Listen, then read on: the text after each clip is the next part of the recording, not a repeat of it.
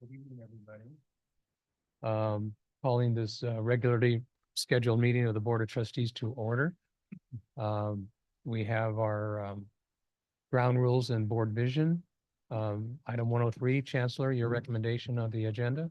The agenda is recommended as presented. Thank you. And I noted that there were no questions submitted. Does anybody have any items to be pulled?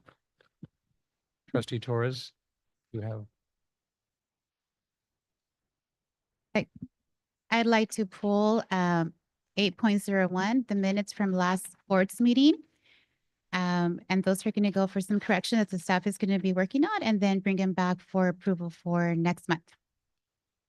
Okay, and with board concurrence, that item will be pulled from the agenda. Any others? Yep. 10-02. Is that what you said? Correct. Okay. And if there are no others, then and are there any changes to the agenda? None that I have been advised of. So that brings Chair us, Perez, Trustee Torres. I didn't necessarily want it to pull it because I had a question, but I just wanted to make a comment Sure. on the POs. It is, where are the POs? 10.01, I believe. 10.01, 10.02, 10.01. Okay, when we get to the consent item, you can make that quick comment then. Okay. Okay. And then I understand we have no public comments for closed session and no written comments either. And with that, we will be moving into closed session under all items listed. 201, conference with labor negotiators, AFT and SEIU. 202, conference with labor negotiators, unrepresented employees. And 203, public employee discipline dismissal release. And we anticipate coming back into open session at 6:30. Thank you.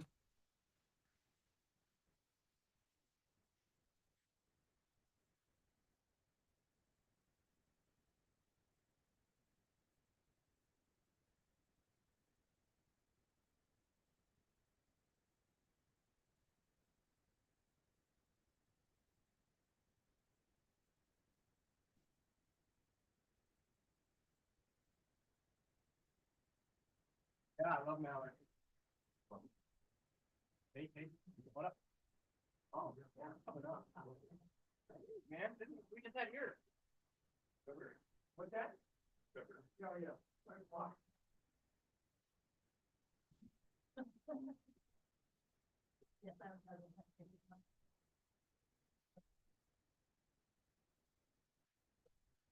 I'll give you one tonight. Well, then you know what? Let's do that.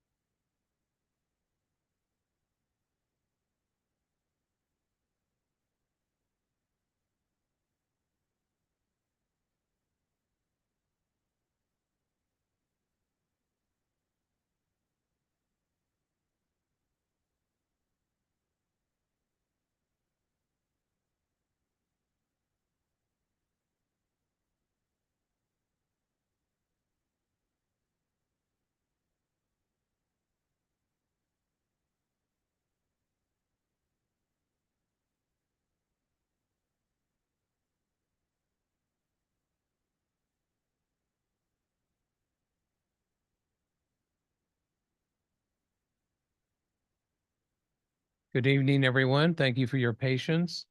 We'll reconvene this meeting, coming out of closed session with nothing to report.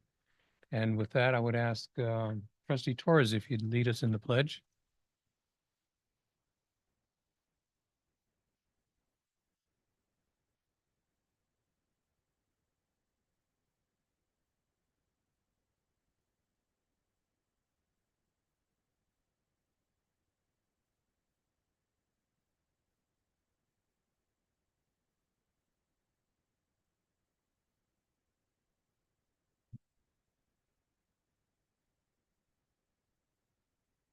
And I keep doing that. I gave the closed session report out of order. But that brings us to public comments, and I only have one speaker card here, and that is Paula Munoz.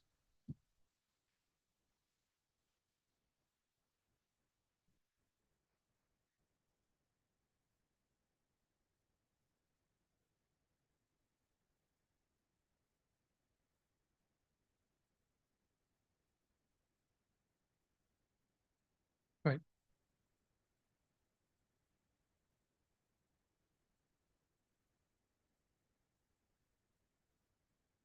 EOPS is the original Equity, Diversity, and Inclusion Student Success Program. Its design and intent, and God bless Title V, is to serve low-income and education disadvantaged students. That population, those who have not, that population are those who have not graduated from high school or graduated from high school with a grade point average below a 2.50 on a 4-point scale, or have been previously enrolled in remedial courses. And finally, also, lastly, first-generation college students, the homeless, or next-up students. We also serve CalWorks students under our EOPS program. Our students have to be full-time and meet with our EOPS counselors 3 times a semester. EOPS provides grants, book vouchers, parking, permits, etc., and a home for our students. We take them, we hold their hand through their experience at the college, and we fight for them. But most important, we love them. We take our job seriously. I believe we know what we are doing. We've been doing it very well for 55 years. EOPS is a categorical program separately funded by the state. VCCCD, as well as our OC and MC partners, are doing the best they can to serve our EOPS students. However, if they were here, they would say they were the best. But they're not here, MC and OC. However, we have been, in Ventura College, we have been down a full-time EOPS counselor since last year. We have funds, but we have not been able to have that position. We're not able to meet our EOPS counseling obligations with our students. We also have funds for an outreach position, and we're hoping we can fill that 50% outreach position. VC has many other student service programs. We are now a multicultural campus. There was a lot of talk of maybe needing a multicultural center. But we are a multicultural campus now.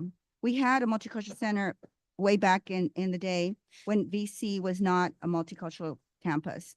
It was relevant at that time. Since we are a multicultural campus, VC can meet the needs of students in another critical way. The reality is that students come, as much as I want to say they come for EOPS, they come to our colleges for the courses, the classes, the grades, the instruction. The bottom line for our students, whether they be EOPS or general college students, is that there is a need for more full-time instructional faculty. And I just need to make that comment, because although there are a lot of good student success programs, students really need faculty, and we need full-time faculty, and we need more of them. And lastly, just want to thank you again for the EOPS 55th anniversary resolution. Thank you. Thank you. Brings us to items 401 and 402, acknowledgement of new employees as well as district retirees, and they will be made mention in the various reports that'll come later in the meeting. 403, I don't see any for this item, and 501, classified Senate President's Report. Who wants to begin? Oh, did I miss something here? Oh, excuse me. Where is she? Oh, Lisa Putnam, Executive Director of Operations. My apologies. as well as to Trustee Chancellor. Happy birthday, both of you. All right. Okay. All right. Okay. Now 501, classified Senate President's reports and consultation.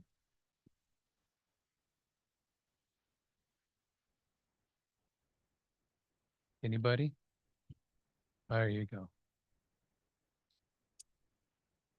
Good evening. Rebecca Stroud, Classified Senate President, Moore Park College. Esteemed Board Chair, Trustees, Student Trustees, Chancellor McLennan, and honored guests, the Moore Park College Classified Senate has recently taken significant steps to better align with the broader California Community Colleges Senate, 4CS.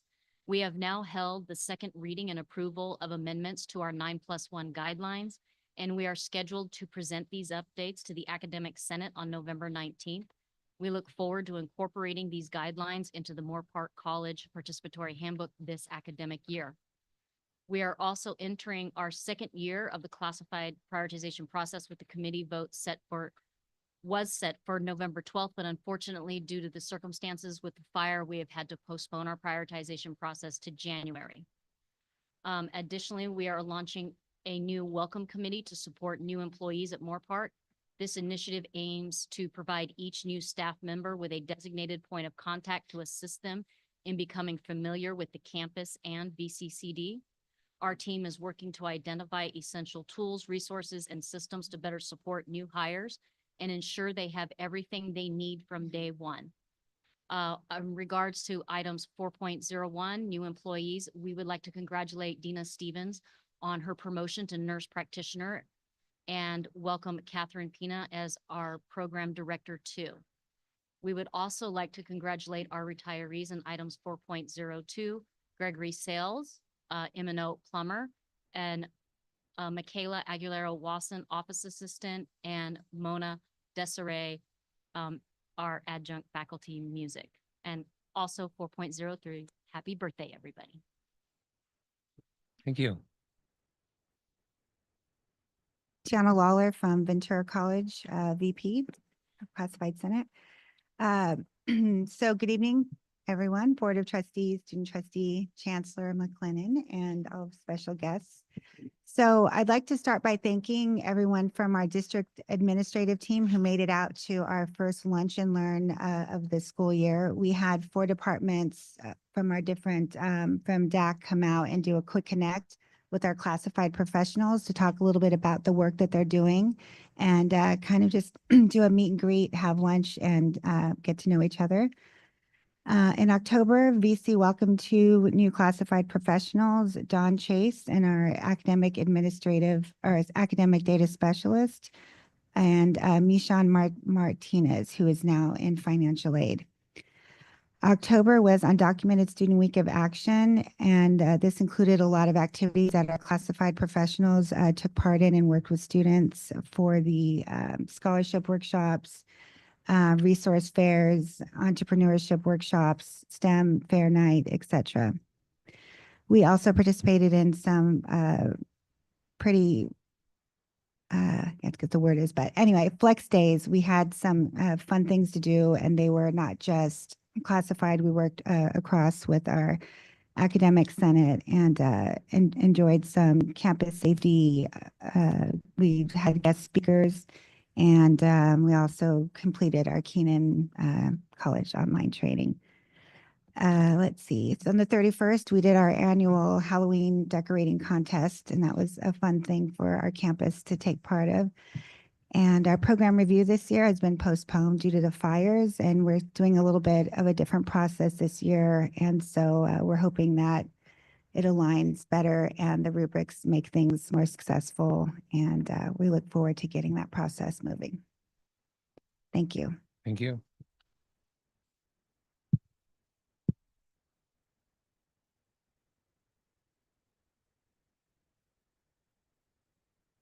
Good evening, Chancellor McLennan, trustees, and student trustee Whalen. My name is Sergio Arana, Oxnard College Classified Senate President. First of all, I'd like to start with item 4.01. Congratulations to Leila Fasua, our Student Services Assistant at our Basic Needs Center. and Lisa Lopez, a college nurse. Item 4.02, congratulations to our upcoming retirement, Antonia Arias, A&R technician. Expected retirement date December, and that's, if my math is right, 23 years. And we have Eloisa Limon, administrative assistant, with an impressive 44 years. And Maria Ruth Cervantes, our financial aid specialist, with 29 years of service. And item 4.93, happy birthday to Lisa Putnam and Trustee Chancer. And onto our report from Classified Senate. This past month, Classified reviewed our accreditation follow-up report, and we're joined by our VP of Academic Affairs, Dr. Luis Gonzalez, to answer any questions that Classified had about the report. We also started our conversation about the PG manual revision and Senate bylaws. We had a successful Boo Grant fundraiser thanks to the coordination from Marcos Rodriguez, our Director of Fundraising. And due to the events from last week, we have decided to reschedule our resource request meeting that was set for tomorrow, and should be having a regular meeting next week. That's all. Thank you. Thank you. And to be clear, nobody here from the District Administrative Center? Okay. That brings us to 502 Academic Senate President's Report and Consultation.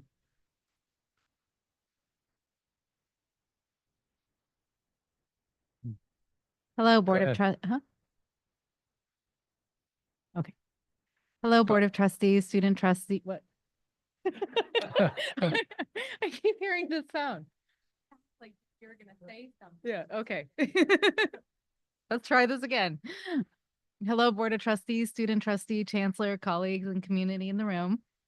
I want to start by acknowledging that our county has been dealing with a horrific fire, and several individuals, including several faculty, were directly impacted over the last week. We had several faculty who were evacuated. And so I just want to acknowledge that last week was quite stressful for so many, not just our students, but also the people we work with. So I also want to take a moment to recognize our service members and their families in our community. No matter if you served right here at home or in the trenches abroad, your work mattered. And thank you for putting our country first. At VC, we get the honor to serve over 400 vets and dependents of our vets. And the Veterans Office was excited to share that they just received a $150,000 2-year grant to be able to provide support to veterans' mental health. And we know that that's going to be super critical for them being in the classroom and getting the support that they need.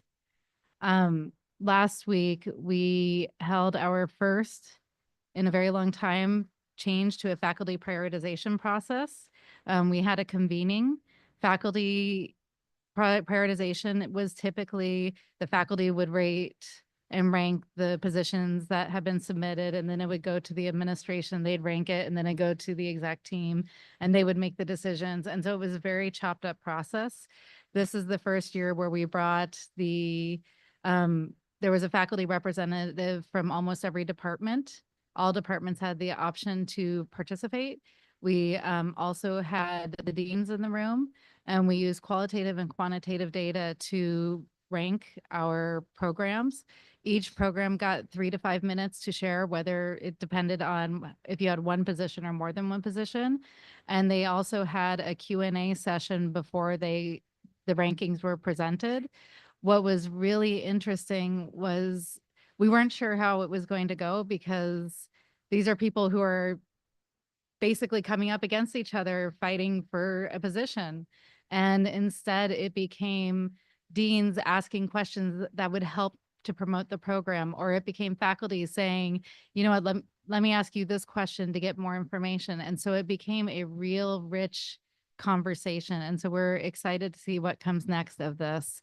There is concern of how, at the end of the day, how the administration will be identifying the needs and providing the support, as well as the number of faculty that will actually be able to hire. We had 23 positions that were being requested. So at the end of the day, how does that get determined? We're still wondering. And it really is, full-time faculty offers stability and presence in the grades for students, and it's critical that we support getting as many faculty as we can to support our programs. We also last month had a Dia de los Muertos celebration. Our English and Ethnic Studies department, Professor Fernando Salinas, had brought student voices to the forefront through an inaugural Dia de los Muertos poetry anthology right here. I'm super excited because I learned at the event, my student actually designed the cover. She won the contest, so I got an autograph today. It was she was beaming with pride over this, and I think that that was something really amazing for her. I want to take a moment because this is all poetry from our students about their loved ones. And so I'm not going to read a whole poem, although the English department and our ethnic studies wants me to read everything. But one little snippet: my legacy is power, let justice flow. Love has no borders, love has no gender, love has no race. Love is for all, a river heals, the river remembers, and I am the rock. So, if I read more, I'll cry. And so the anthology represents more than just a collection of poems. It's a bridge between academic disciplines and cultural celebrations, made possible through the support of the Ventura College Associated Students, MECHA, and the Gateway Division. Students brought their words to life through moving performances at the Dia de los Muertos event, making a powerful intersection of literacy, expression, and cultural heritage. Our science department has had the LSAMP grant and some notable accomplishments. The funding embedded tutors into the Gateway Science and Engineering classes, and we had 19 sections that received that support. Exposing students to transfer and internship opportunities through a yearly trip to the Cal Poly SLO Research Symposium, and 5 of our students presented original research posters. They sponsored and hosted several online seminars, and they did not hide the gold. Yeah, you thought you were going to get away from a pirate pun.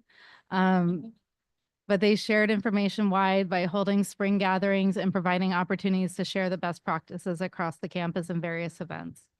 Lastly, in consultation, we support 11.03 and our curriculum that's peer approval. And we also support 14.01, and the resolution on the board has created and honoring our EOPS program. The EOPS program is dedicated to serving our students in ways that faculty don't have the ability to, and we are really appreciative that you're honoring that. Thank you. Thank you.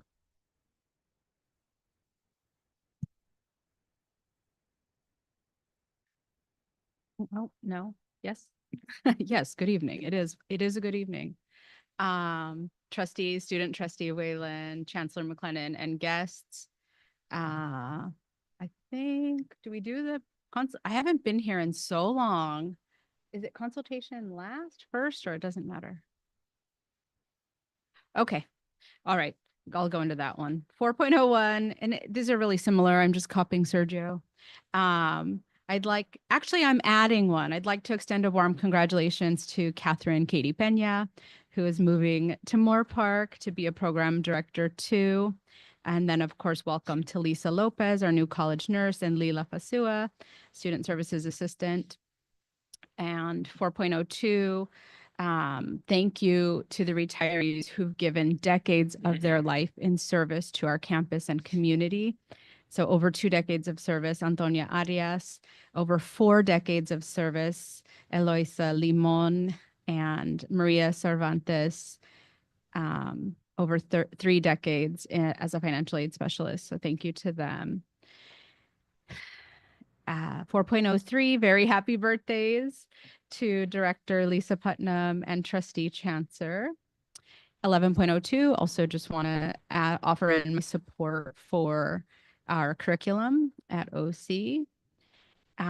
So just a couple of quick updates.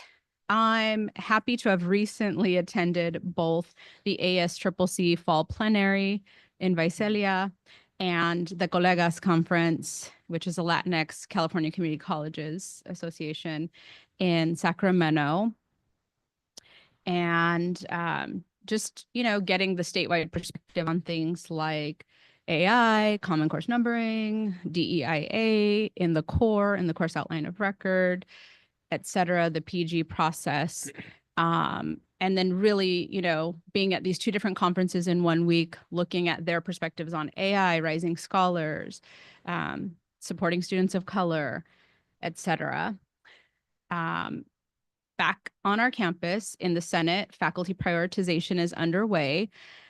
We last year as a campus adopted a process where we will hear each submitter present for 3 minutes. Before it was an option, but we wanted to have uniformity, right? Like a fair process.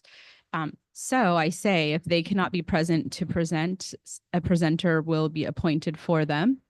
And that'll be on 11/25. So we have some amazing events for Veterans Day celebration on campus this week. And due to yesterday being Veterans Day, we missed out on a Senate meeting though. So the faculty have all of the information and the ranking forms, but I've asked them to hold off until they actually hear the presentations. We are also in the process of adopting an AI policy as a best practice on our campus. It is one which allows for each faculty to insert their own individual policy, but then it provides absent a policy. This is what the school would follow. And of course, that needs to go around up. We also had an amazing Dia de los Muertos event on Friday, November 1st. There were a ton of community. I would guess over 1,500. I don't know what the official numbers are. So just dozens of, everything was free, like craft activity stations, face painting, community altars, many different types of dancers, danzantes, mariachi, banda, like multiple musical acts. We had a procession led with Aztec dancers, with the whole community following around through campus. I may or may have not been the one driving the truck that had the drummers for the procession. I've never done that and might have gone a little too fast for the dancers at first. And free food. It was just wonderful to see so many people welcomed into such an authentic community celebration. So it is very heartwarming to know that all of our campuses are, doing this part to serve our communities in a culturally relevant manner. So last month, my vice president was able to be here for me, and I did submit a written board report that had our Justice Involved Rising Scholars syllabus statement, faculty ally syllabus statement on it, but I saw in the recording that there was a question asked about it. So I thought tonight I could really spend some time in my report to maybe read that and say why we have it. So the question was asked, like, what is the statement? So it's printed in the submitted report from last month. I'll read it now and then answer as to why. So we recently adopted the Senate, this Justice Involved Rising Scholars Faculty Ally Syllabus Statement as a best practice. Here it is. Justice Involved / Rising Scholars Syllabus Statement. I am an ally and supportive person to justice involved and formerly impacted individuals and rising scholars. I can help you connect with resources on campus to address any problems you may face that interfere with your academic and social success on campus as it relates to being a justice involved / rising scholar. Please connect with Counselor Linda Webb here or visit, and then a link to the Rising Scholars resource page. And so the purpose, it's very simple, right? But the purpose is just to welcome folks, like welcome them home, back to the college, back to academia, back to engaging in their education, and acknowledging that there are barriers they may face, right? And then linking them to the help, right? But acknowledging ourselves as faculty as sort of safe individuals or supportive individuals. I want to share that we actually similarly have an LGBTQIA plus LI syllabus statement. Very similar. I'll read a little part of it. I'm a queer/LGBTQIA ally, and I'm available to listen and support you. Oxnard College does not discriminate on the basis of race, color, national origin, sex, disability, age, or sexual orientation. Using chosen name and pronouns, fostering a respectful classroom environment enables all of us to participate fully. If you use a different name from the name listed on Canvas, I encourage you to email me or visit me after class to update your name on the course roster. If you have a different name from your legal name, you may update your preferred name by filling out a request here, and it has a link to the form the campus and admissions and records use, which updates grade rosters and Canvas list. You can also select your pronouns in Canvas. There's a link of how to do that. And then it has Rainbow Cafe information. The very first of any of these type of faculty ally syllabus statements was actually our undocu faculty ally syllabus statement. I believe we passed this as a best practice in 2020.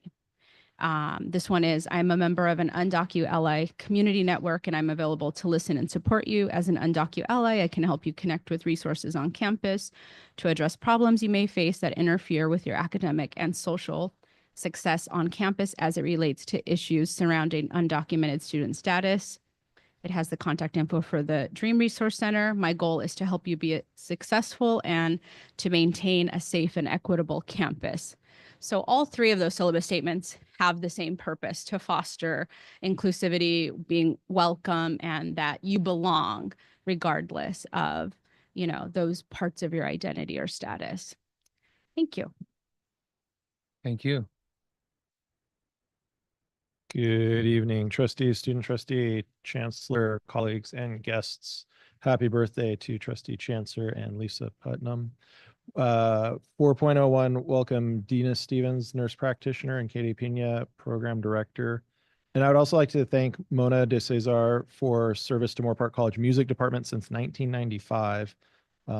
We wish Mona a wonderful retirement.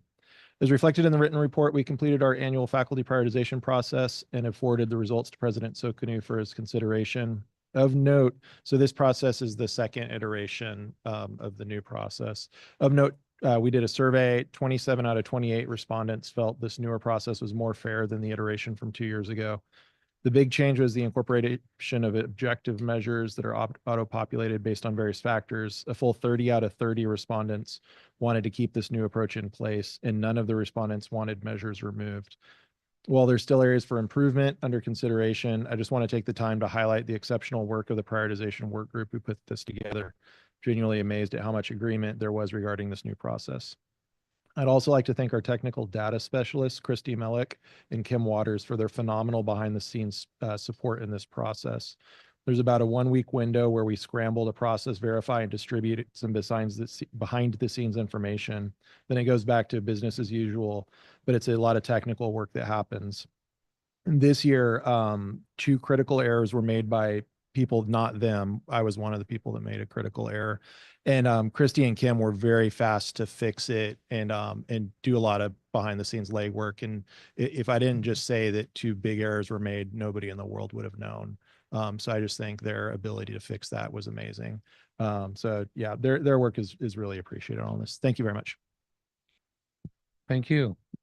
That brings us to, Trustee Chancellor. I just had a couple questions. I was going to share it in my report later, but I think it's a little fresher now. There was within the report, there was some language or, a discussion about the Common Course, some challenges with the Common Course numbering. I'd like to, I'll mention it later, but move for an update at the board level on that. And the reason why I asked that is it says there are currently no solutions on the horizon in reference to the challenges. And that was a little worrisome. And then the second one came with some facilities and maintenance issues in some of our buildings, including mold, animal feces, and larger issues such as ceilings that leak. Do we have an electronic reporting a request for maintenance system in a district. So if there's a problem in a classroom, in an office, somewhere on one of our campuses or the DAC, can submit electronically and then track that maintenance request and hopefully solution. Seen some head nods. We do? Okay, that's great. Thank you. Okay, go ahead, trustee Torres. This is for the academic senates.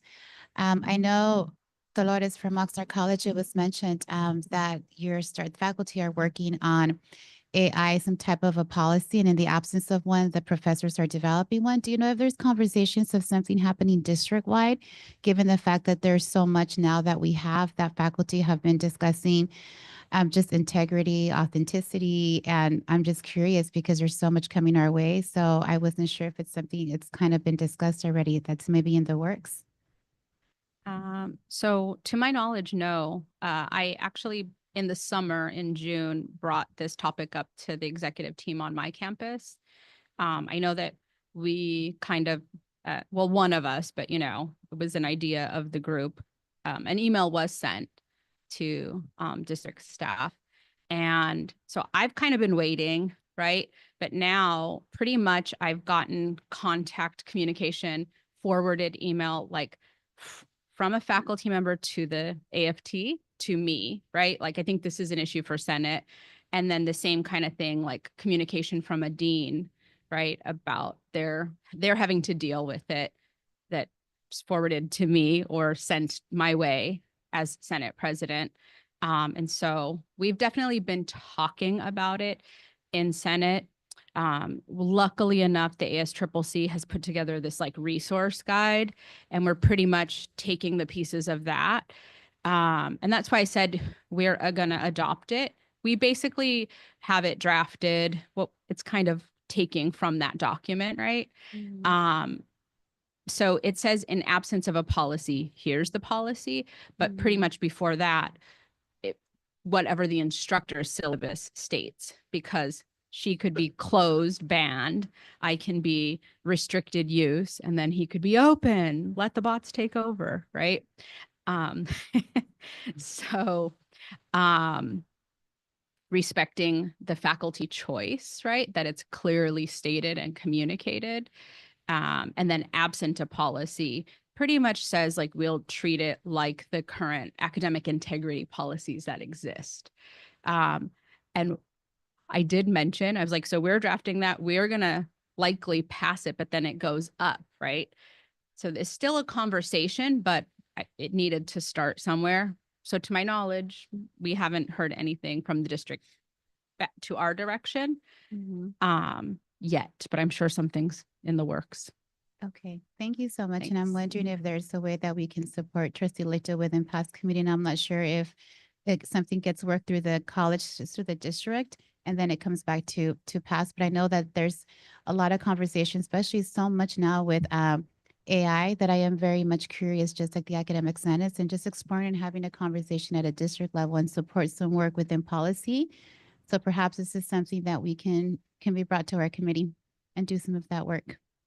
Thank you. Thank you.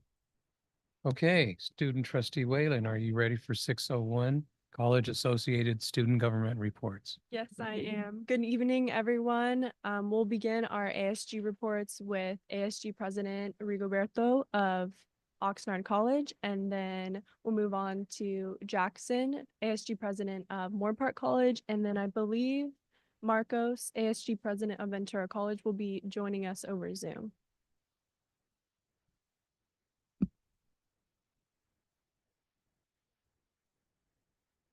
Good evening, Board of Trustees, Student Trustee, Chancellor McLennan, and guests. In the month of October, Oxnard College's Associate Student Government swore in our new Director of DEI, Genesis Martinez. We co-hosted a coming out day with our Rainbow Resource Center.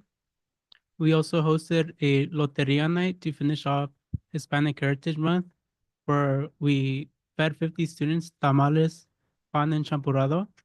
We also hosted Club Rush, where we had 13 clubs in attendance and we fed 111 students. And that same day we had a tabling event for Domestic Violence Awareness Month with Coalition for Family Harmony. And then we tabled for breast cancer awareness with our student health center, where we gave out treats and we also taught self-check methods. We hosted our wellness fair the 24th, where we fed 120 students acai/dragon fruit bowls. And then we co-hosted a Halloween dance with our Rainbow Resource Center. We also co-hosted a soccer tailgate with our first year experience, where they gave out carne asada. And then we had a donuts with the director, where we fed 51 students donuts and coffee. And in addition, we have 2 upcoming events. We have a S'mores Under the Stars / movie night event. And then we also have a student worker family feast. And we are currently working on a Thankful Tuesday and a boba with the board. Thank you.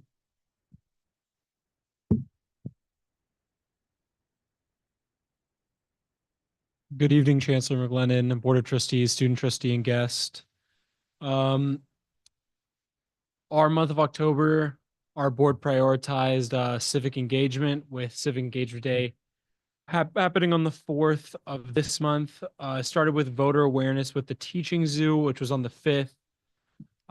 We also had a visit from SSCCC Region 6 during the month of October, which was all fun. Our Civic Engagement Day, we ran a student-led debate. I'll pull up really fast a quote from our ASMC delegate who helped organize the event with our Director of Student Advocacy, Matthew Munoz. We helped the first ever Associated Students of Moore Park College Civic Engagement Day amplified student voices on federal, state, and local governance and policy. Following an open mic format, various students were able to give 3-minute speeches throughout the event to engage students in the election, with the Democratic, Republican, and Libertarian parties of Ventura County being present. We got our students better connected to politics. We also had a very successful Boo Bash organized by our Director of Student Events. Yeah, so that's my report. Thank you very much.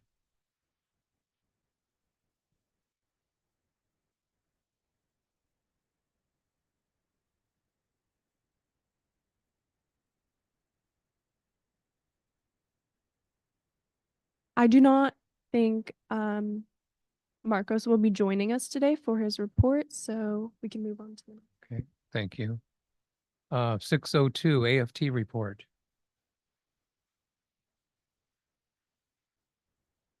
Good evening, Chancellor, trustees. Oh, excuse me, Teresa. Yes. Texted me his report, so I will be reading it for him. Okay. I apologize he was not able to make it through Zoom today. So good afternoon, everyone. I would like to share some of our events, activities that we have done this semester. One of our most impactful efforts was Undocu Ally Week of Action. We began with an inspiring workshop by Ovi Vasquez, who shared insights on resilience and achieving success. His message resonated deeply, especially with those facing unique challenges. A key moment in the week was our town hall panel held at the Ventura College East campus. Vice Chancellor Claudia Laredo Habib, ASVC Vice President Angel Ayala, and 3 community representatives led an important discussion on immigration topics, offering students a chance to connect with leaders who advocate for them. This week also included a community resource fair and a STEM fair, giving students access to resources and a closer look at STEM career paths. To cap off the week, we hosted a movie night, which provided a fun and relaxing close to our week of action. Additionally, 2 of our student representatives, along with 6 VC staff and faculty members, traveled to Woodland, California for the Undocu Student Action Week conference. This gathering was a valuable opportunity to collaborate with other campuses on how best to support undocumented students. In addition to Undocu Ally Week, we've had some other exciting events this semester. At our Vote Early event, we encourage students to engage in the voting process and cast their votes early. We hosted a lively Halloween costume contest, which brought a lot of fun and enthusiasm to campus. In partnership with Mecha and LEAP, we also celebrated Dia de los Muertos, a culturally significant event where we honored loved ones in a meaningful way. Looking ahead, we're excited for our gratitude lunch, which will take place on both the main campus and VCEC. This event is a chance to bring our community together in a spirit of thankfulness as we approach the holiday season. Thank you. Thank you. And Teresa, thank you. And you can proceed with your report. Thank you very much. Good evening, Chancellor, trustees, colleagues, and guests. I am Teresa Bonham, President of AFT Local 1828. I want to begin by thanking the Chancellor and the district leadership for ensuring the safety of students, faculty, and staff at all the colleges by swiftly closing the campuses during the imminent danger posed by the fire. Although the fire still burns, the danger to the campuses has passed, thankfully. To all the students, faculty, staff, and managers who were displaced, AFT is keeping you in our thoughts. Any faculty AFT members who may have suffered the loss of their home, please contact me as AFT may have additional resources to assist you. This most recent natural disaster has made me aware of a communication gap. I understand that some district leaders were indisposed for numerous and important reasons, but AFT represents the faculty of the Ventura County Community College District. And as their representative, issues arise that require open lines of communication. So I would like to work with the Chancellor to create a communication chain of command so AFT may engage in two-way communication with leadership during times of crisis. Also, during the campus closures this past week, some non-instructional faculty members were asked to work remotely. The request for remote work during the mountain fire is a bit confusing since the district determined that non-instructional faculty are no longer permitted to work remotely unless they're participating in the soon-to-end remote work pilot. Now, in my past few board reports, I have been talking about salaries at VCCD. Today, I want to focus on part-time pay. At VCCD, a part-time instructor starts off being paid $74.71 an hour. By contrast, at Santa Barbara City College, a part-time instructor starts their salary schedule being paid at $88.72 an hour. At College of the Canyons, part-time faculty begin at $88.30 an hour. At Pierce College, they begin at $86.85 per hour. Therefore, it's easy to conclude all the nearby community college districts pay their part-time faculty considerably more than we do. With the 2% raise the district is offering, that would change the adjunct faculty starting pay to $76.20 per hour, which is still far less than what the nearby districts offer. You may be asking yourself what this means and why it's important. Adjunct faculty or part-time faculty are often called freeway flyers. This title means adjunct faculty work at more than one college within the area to earn enough money to support themselves. I am no stranger to this. At one time, I worked at 3 different college districts. I drove multiple miles each week, and I struggled to work enough to support myself. When creating schedules, part-time faculty have a difficult task. They must determine a schedule that allows them to work at various institutions, one that affords them the best way to pay their bills and meet the cost of living, and one that is the best use of their time. Department chairs in the district often create schedules and offer classes to adjuncts, but they wait to accept because they are waiting to see if they are offered something better or at a higher pay with a district, another district or institution. In other words, we are often not a part-time faculty member's first choice for assignment. Why? Because of the pay. Speaking of pay, AFT anticipates receiving the district's counter offer to Article 3, the Article 3 reopener, which is salary, coming Friday. We hope the district will really consider making faculty pay more competitive so we can attract and retain exceptional faculty and talent. Faculty love our colleges and we love our students, but love doesn't pay the bills or create financial stability. Finally, we continue to make steady progress in the compressed calendar negotiation. Our next meeting is scheduled for this Friday, November 15th. AFT has requested quite a bit of information from the district that is needed so we may wrap things up. We hope this is provided and that we reach agreement in both active negotiations soon. Thank you. Thank you. Item 603, SEIU report.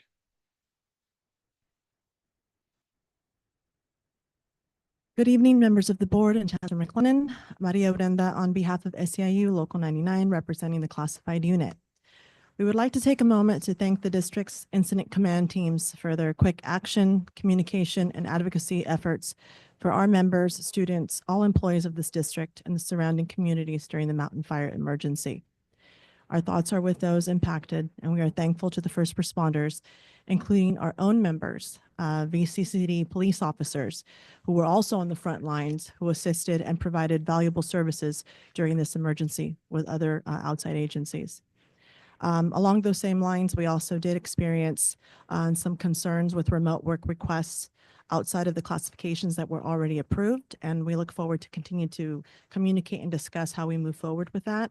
But I will say that our members were very quick to make sure that they were available and ready, even if they weren't part of that pilot. So again, with that, that is something that we will be bringing up in the near future. So I just wanted to add that.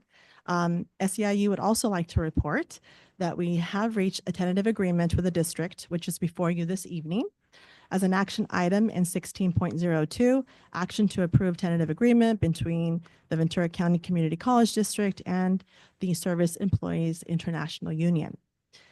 We reached this agreement on October 22nd and hosted ratification meetings the following week, concluding with an election that following Monday, November 4th. Over 73% of the eligible members voted, and we ratified the tentative agreement with a 96% approval rate. I blended those words together, sorry. We therefore, on behalf of our members, request that the Board of Trustees to approve action item 16.02 on tonight's agenda. Thank you. Thank you. That brings us to 604, President's Reports. Dr. Habib, Laredo Habib. We're going to mix it up today, so I start. Oh, okay. Good afternoon, good evening, trustees, Chancellor McLennan. I'd like to start by acknowledging Veterans Day yesterday, Veterans Day celebration, to thank everybody who have served. And Dr. McLennan, in particular to you for your service and for your continued advocacy at the state level for veterans and our students. And they very much appreciated your video of celebration and bringing awareness to their situation. So thank you. I keep my report really brief. As it's been mentioned throughout the night, in the last month and a half, we had several celebrations, national celebrations like Hispanic Heritage Month. We have 66% of Hispanic students. We celebrated and documented Student Action Week with several activities. Last week, we were celebrating first generation college students, for which we have 48% of our students. So it's only fitting and it's kind of nice to report to you about our programs, categorical programs, which I feel we don't highlight enough for the work they do in serving these particular populations, and they do an amazing job. I want to thank all the staff, faculty, and staff in these programs, EOPNS, CalWorks, DSPNS, Veterans Resource Center, Next Stop, serving foster youth, because they really are indispensable in the work we do with the populations that are the most vulnerable. And I think at this time, more than ever, we need to continue to support that work, make investments so we can support these students and their success. For sure, there's a lot of more work to do, but the commitment is there. And I hope you have a chance to see the data. I'm very proud of our services. I would also like to highlight that we're making great progress in the housing project. It's been a very enjoyable experience working with a very experienced team of architects and consultants working with our campus. James Savas, our Vice President of Finance and Administrative Services, has been leading that. We have received a lot of feedback from students, from the community, from our faculty and staff. And if you're interested, there are 2 more sessions for collecting feedback. One tomorrow at 7 p.m., mostly targeting community members. That's why it's in the evening. And another one on Thursday morning, 9 to 12. It's an interesting process. If you'd like to watch or participate, you're more than welcome. And everybody in the community, college, and external are invited as well. I like to also highlight the work that took place during the emergency. I want to thank my executive team, the emergency command center that was deployed. We worked long hours, really monitoring the situation, the impact of the wind on a campus, power outages, trying to keep tabs on our employees who was affected by the situation. And they did a great job. We communicated as much as we could in the timelines that were possible. And I think, it went well. The campus was impacted minimally, but in a way that really we needed people to take care of the campus. And with that, I want to acknowledge FMO, Facilities Maintenance and Operations, with Jesse Sluter. They were working, cleaning up until the air quality didn't allow it, and they went home. And they started to check all the air filters on campus, assessing to make sure that there was no smoke in the system. So I'm very proud of them. And of course, my vice presidents, James Savas, who I mentioned earlier, Gregory Anderson, who is always available for long hours. He's the interim vice president of academic affairs. And Jeff Alexander, not only he is the acting vice president of student services, but he's also overseeing athletics. So he took good care of our student athletes who were so anxious to play, and we had to tell them no. So, and Vanessa Stoller, who is marketing communications, and they were all available even Saturday. So I really appreciate their involvement. I think that's all I have. Thank you. We have a question, Trustee Torres. Wondering if you can share a notice for one of the action items that's going to come before us. Alberto Solano is going to be working with Ventura College, and I was looking into some of the work he's going to be doing, and his coaching support for executive and administrative council team to improve organizational performance and better student success and equity impact. Would you be able to share a little bit about some of how that's going? Has he started, or I heard Sure. about him a while back, and so I was very curious to just see this come before us and then just see how it's going, if you're able to share a little bit. Of course, I'm happy to. So Dr. Alberto Solano, he is a coach with Continuous Learning Institute. He works with many colleges across the state and the nation in providing coaching and support for guided pathways, strategic plans, educational master plans, and leadership development.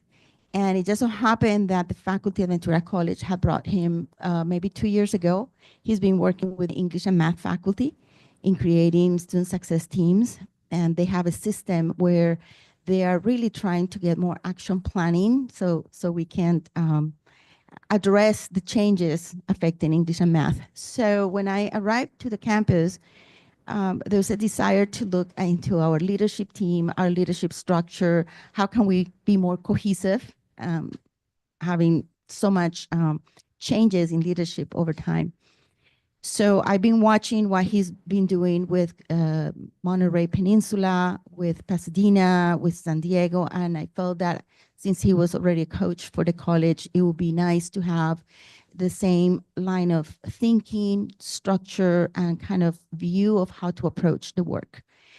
In particular, for my leadership team, what we're focusing right now is, as you may remember, in August, you approved our educational master plan, which was produced by our campus last year. It's a comprehensive document that tells us what we want to do.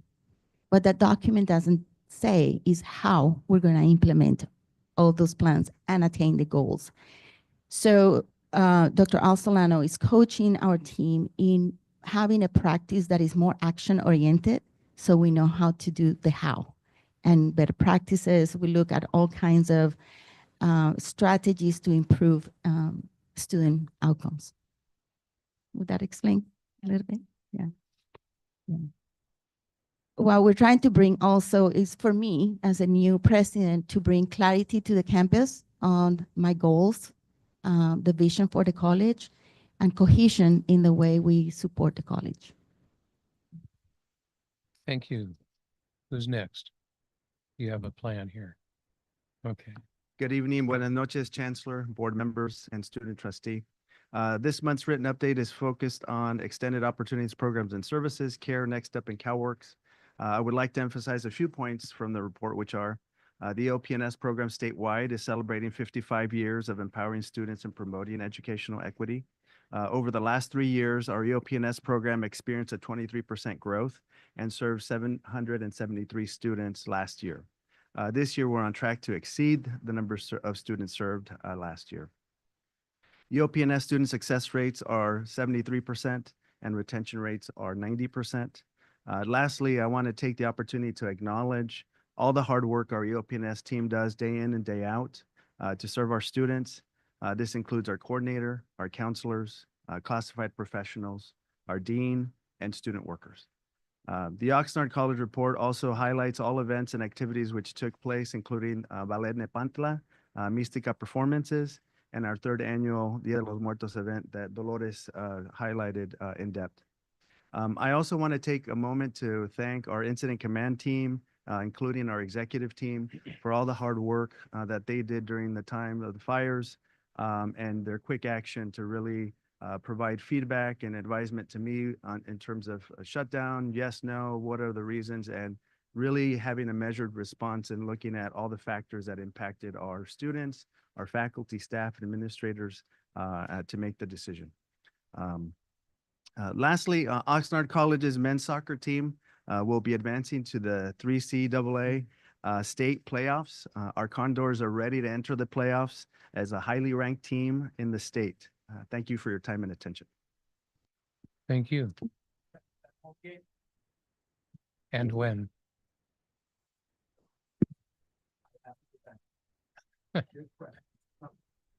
Trustee Torres. So for Oxnard College, I got excited because in your report, it also mentioned USC.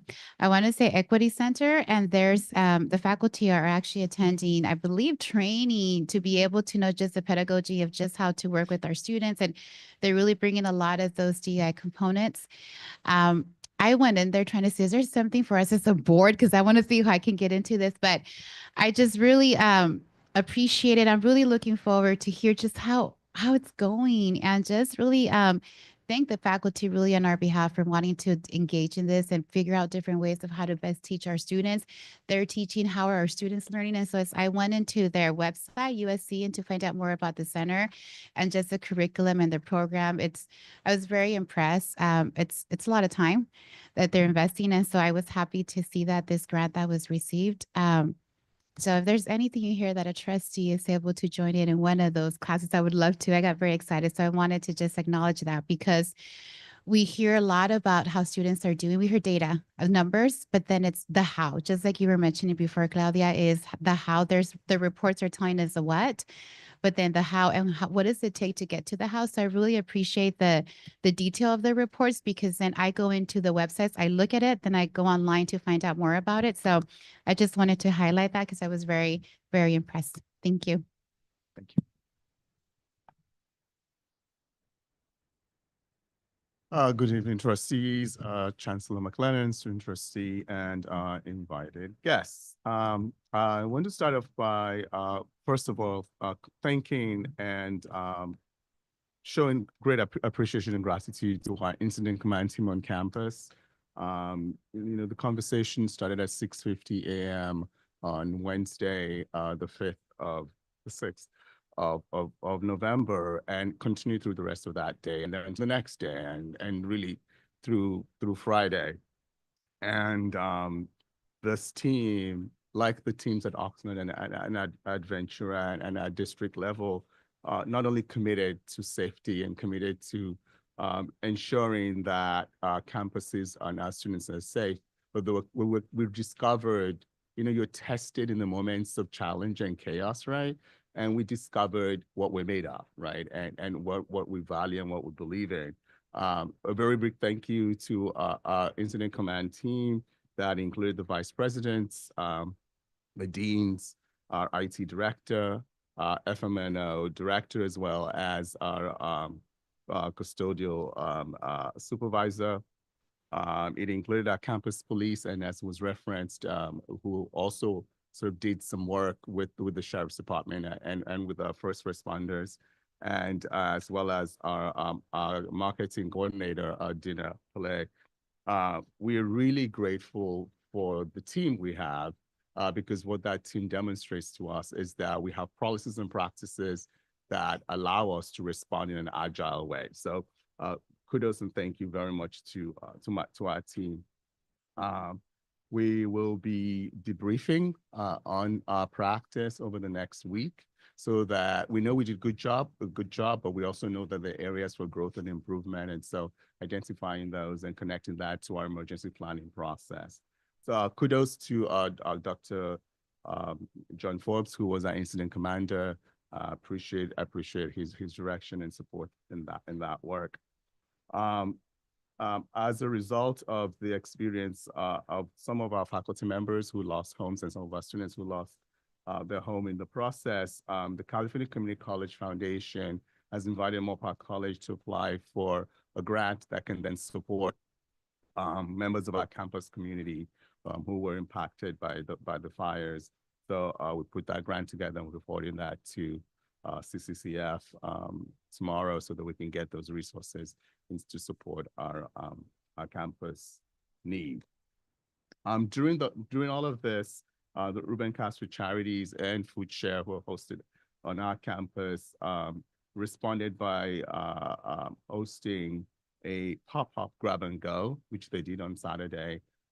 And you may have seen some of that in the news. But what was really impactful about that is that we had lost a pop-up grab and go day, and then they sort of extended that through that Saturday, so that others who were impacted by the fires, but also others who were not impacted by the fires, but are hungry and need that support, got that. So again, it's sort of an illustration of how we as a campus community and as a district community support the folks that we serve and we collaborate and partner with. As you've seen in my board report, we highlighted the same categorical programs that my colleagues did. And I just want to call your attention to a couple of data points, because I think that you may have seen it and you may have questions, but I think it's really important to sort of celebrate some of this. You know, bearing in mind that these are the most challenging of our students and the most challenged of our students. And some of us were those students. So I think it's really important to recognize that it is an investment in the future of our community. So if you look at our EOPS data, when you look at the success rate of Moorpark College EOPS students, 78%, and you look at the statewide average, it's 74.9%. And the program is still growing. It's a projected growth of 40% for next year. This is a testament not only to the power of EOPS, but it's also a testament to the work that's happening on our campus, and we're very grateful for that work. Similarly, if you look at the work that we're doing with our disabled students, our program is called Access. If you look at that work, the success rate at our institution is 81.45%. The average state success rate is 74.59. So again, you see the growth there. In the case of an area for continuous growth, an opportunity for growth, our Next Up program, which serves the most needy of our students and the most disenfranchised of our students, our success rate is 60.6%.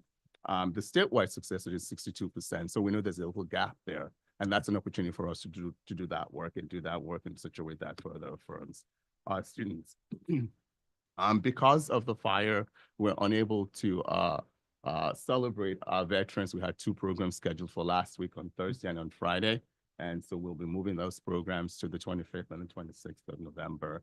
But we've had the opportunity through a message that went out to the campus community prior to the fires to not only acknowledge but to reaffirm our commitment and support of our veterans. So just want to say again to our veterans, thank you and for their service.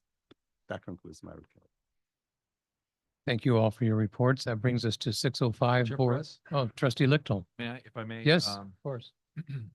I was really pleased to hear the conversation today from the Senate in the president's reports and read in your reports, the support and care that we're taking of populations of students, but I especially want to note our veterans. I think our district is really doing a great job in providing support for those individuals that have served and are coming back and are trying to either get into the workforce or maybe just starting their education. So that's very gratifying to hear. But also our homeless and our former foster students that, quite frankly, may be the most at-risk populations in our society. So really pleased to hear that, that's happening, and it's happening in space. I did have a couple questions about the closures, while also saying that the communication I thought from the district, at least from my standpoint, was superb in keeping us informed, at least myself, from the standpoint of what was happening and the closures and so forth. I was wondering, do we have to make days up? Is this similar to what we have to do with potentially in the K-12 system?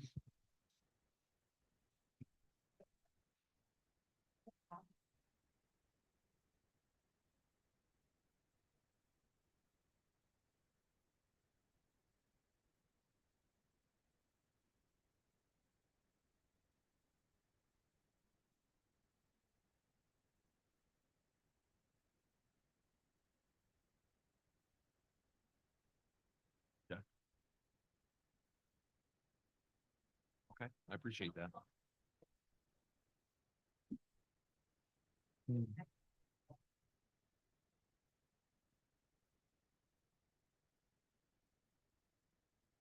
Yeah, and I appreciate that. And there's never an easy answer for that, because if you call for a Saturday class, some students can't make it, can make it, so on and so forth. So you do end up with those issues. I was curious, and I don't know if there's necessarily an answer tonight, but I was curious that our online classes were also canceled. And so I didn't know if that was where that issue fell into that place, because it seemed like those online classes are kind of built for these situations in some cases.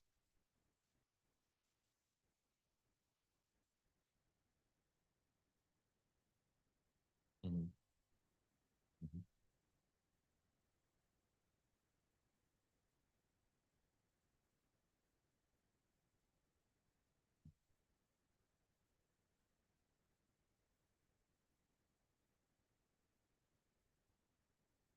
Sure. Sure. Okay. That makes sense. Thank you so much. And I assume that's the case across 3 campuses.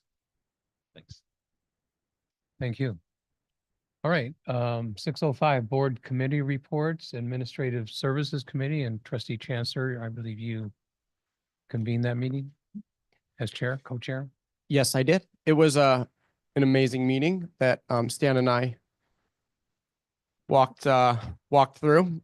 All the items are in front of you, and I'm happy to answer any questions that the board may have. I would also direct your attention to 8.01 on that particular agenda, and that was items to be discussed at a future committee meeting. I think it's important, perhaps if we have a change in committees, but we have the Santa Clara River Valley update and short, long-term plans for food services, especially at Ventura and Moore Park colleges. And Chancellor McLennan, I don't want to speak for him, but in the minutes, it says he explained there will be a district-wide task force to review food services coming to the full board shortly.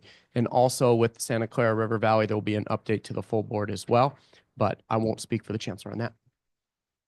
And did I miss anything, Trustee Mantu?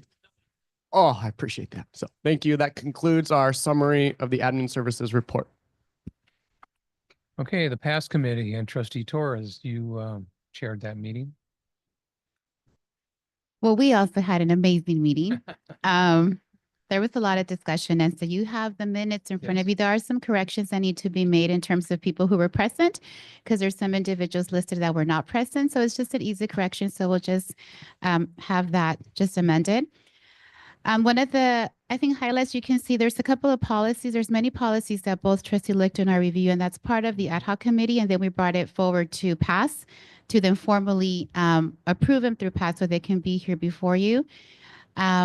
We dived deep into them. We looked at the CCLC language as well as the accreditation as well as education code. So there's a couple of them that needed to be pulled out because there was additional work that was going to be looked at within the committee level, I believe with the council. But we recommend them all for approval. We did some of the corrections that we feel needed to be corrected. There's one thing that we did look in terms of the charge of the past committee, that there's a legislative component, and that was the conversation that we had as we're going to Sacramento and Washington, D.C., some trustees to be able to just organize and mobilize politically as a board when we advocate, and perhaps through PAS discuss some of the things that are going to be mentioned with some of our different Congress, assembly members. And I know that there's a process that already takes place within the colleges, within the CCLC, but there might be a couple of things as a board within Ventura County that's very specific to us that we might want to lobby. And so one of the things we were looking at within the policy, within PAS, is really to take an active role in terms of what are the lobbying and some of the advocacy that we want to do at the state level, at the national level, particularly during just many times coming our way, and what are our priorities. So that was a rich conversation. The other piece that was mentioned was, as we're moving forward with our strategic planning, just the involvement of the board, and there's going to be more information presented to us. And lastly, it seems like the accreditation report, some of the ICER, it's been already going through committee work and it's being discussed and being talked about. And so once it goes through all of the different committees, it will come back to PAS, so we're able to take a look at it. Anything else, Trustee Lichto? Institutional effectiveness report Yes. and the summary from the past year that I thought was really, again, well done and very much appreciated as we as board trustees can keep track of how we're doing from the standpoint of serving our students directly. So thank you for that. That's it. Okay. Thank you both. That brings us to the consent calendar. And item 8.01 has been removed from the agenda. 10.02 has been pulled for question or discussion by Trustee Chancellor. And there were no other items that were requested to be pulled. Trustee Torres, I think you wanted to make a comment, though. Okay, very good. Okay, very good. Then is there a motion to approve the consent calendar? Thank you. Trustee Torres will second that motion.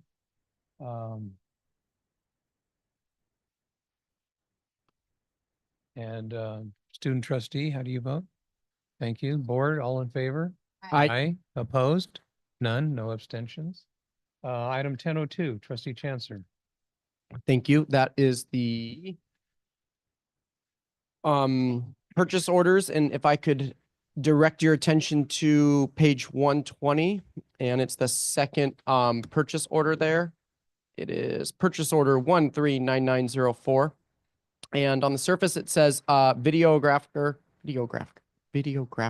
services for strategic planning. But when you go to the explanation, it says is for videographer services to build the community colleges of Ventura County brand and develop the story behind strategic planning. My concern with this is at the board level, we have not discussed or given any direction or input. If that's the direction that we want to go with changing our name to the community colleges of Ventura County. So it seems like we continue to be referencing that name change and also be utilizing resources for that. So that's why I pulled that item. Okay, thank you. Trustee Lichtel. It occurs to me I've seen that reference as well. And so if there is a thought that rebranding the district would be a good idea, then I'm certainly happy to entertain that. Quite frankly, it doesn't matter to me if we call ourselves the community colleges of Ventura County to some degree. I think that makes a lot of sense. I just think that to Mr. Chancellor's point, if we're going to make a move, let's have a conversation. Let's change it and rebrand. Maybe time to do that. Chancellor, did you want to comment? So then we have not formally gone down the road of rebranding our legal name. from the Ventura County Community College District to the community colleges of Ventura County. We are, however, using community colleges of Ventura County as a marketing tagline for the organization of the work that we do in our community. So it's not, there's really no board action requested or required at this point. We may come to a point where we want to say we formally want to be known as the community colleges of Ventura, as the Ventura County Community College District, doing business as the community colleges of Ventura County for legal reasons and for assuming we have a Department of Education at the federal level in the future for the conveyance of Title IV things and that sort of thing. But there's no move, at least at this point, to put that formally on the agenda, because that has, I explained last time the subject came up, that there's a whole lot that goes into that, not just the legal name change, but then all of the signage and the formal, just the amount of business cards and whatnot. So you'll notice that when we use the term community colleges of Ventura County, we also use Ventura County Community College District as well.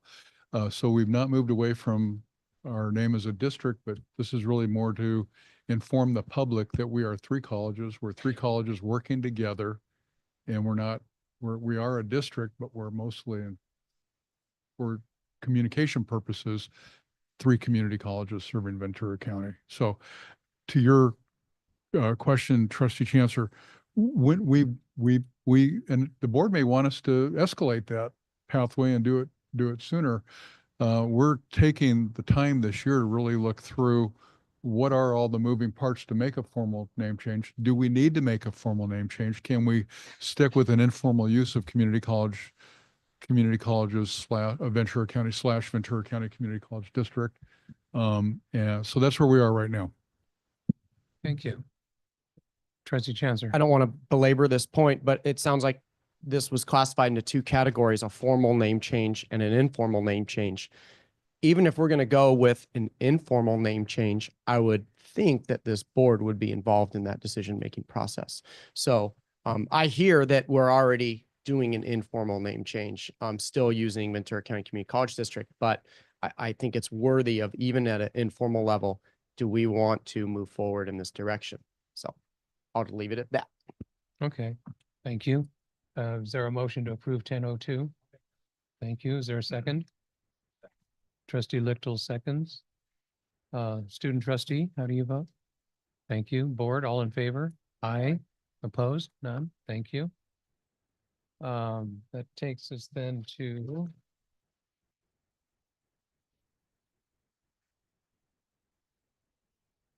item 13, board policies. And we heard an amazing committee report. So we have several board policies to act upon tonight. Chair Press. Trustee Lichtel. So as mentioned previously, we did, Trustee Torres and I are serving on a committee that are reviewing the 2000 policies, which make up the bulk of the board policies that are before the board this evening, 13.01 through 13.09. And again, those are the chapter 2 or the 2000s policies. And this is in keeping with our commitment through the accreditation process that we review our own policies.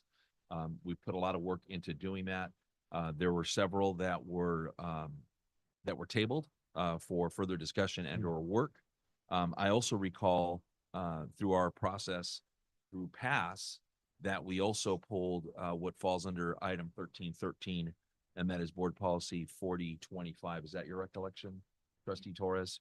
And so what I would say is that our process was extensive. Thank you to Lisa Putnam and to Chancellor McClellan for their support and help through our ad hoc committee as we reviewed those policies. I think the changes that we made are appropriate, and I think we're in a good place to move those forward, as well as the administrative procedures. And so with that, I would say that 13.01 all the way through 13.14, with the exception of 1313, which again, our recollection is was pulled from past committee, I would recommend that we approve all of those policies under one agenda item. So I'll take that recommendation as motion. I'll second that. Thank you. And so that is to approve all those items under 13 except for 1313. Trustee Chancellor? Happy to include them all, but I did have questions on 13.04. So let's hold off on that Okay. one and approve the others. Perhaps, Chair. Okay. I will amend my motion to exclude 13.04 and 13.13 under board policies. The second concurs. All right. Thank you. All right, with that, student trustee, how do you vote? Thank you. Board, all in favor? Aye. Aye. Opposed? None. Thank you. Okay, 1304, trustee Chancellor. You had a question? Yeah, so there's some explicit language that I'm on page 319.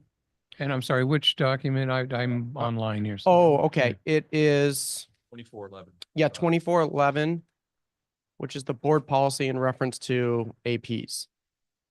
And I'm looking at the this draft October 17th. So it's the Okay. second paragraph, and the last sentence said, the board reserves the right to direct revisions of the administrative procedures should they, in the board's judgment, be inconsistent with the board's own policies. I just want to make sure that when we review board policies, that the AP is always attached so we can see it and make reference to it and make sure that what we're asked to do is in fact, it says here is consistent with the board's own policies. So I just wanted to make sure that because for a while there, we were not doing that. We would approve board policies and the AP would be somewhere in the back or just for reference for us to look later. And I just want to make sure that those are aligned anytime we approve a board policy.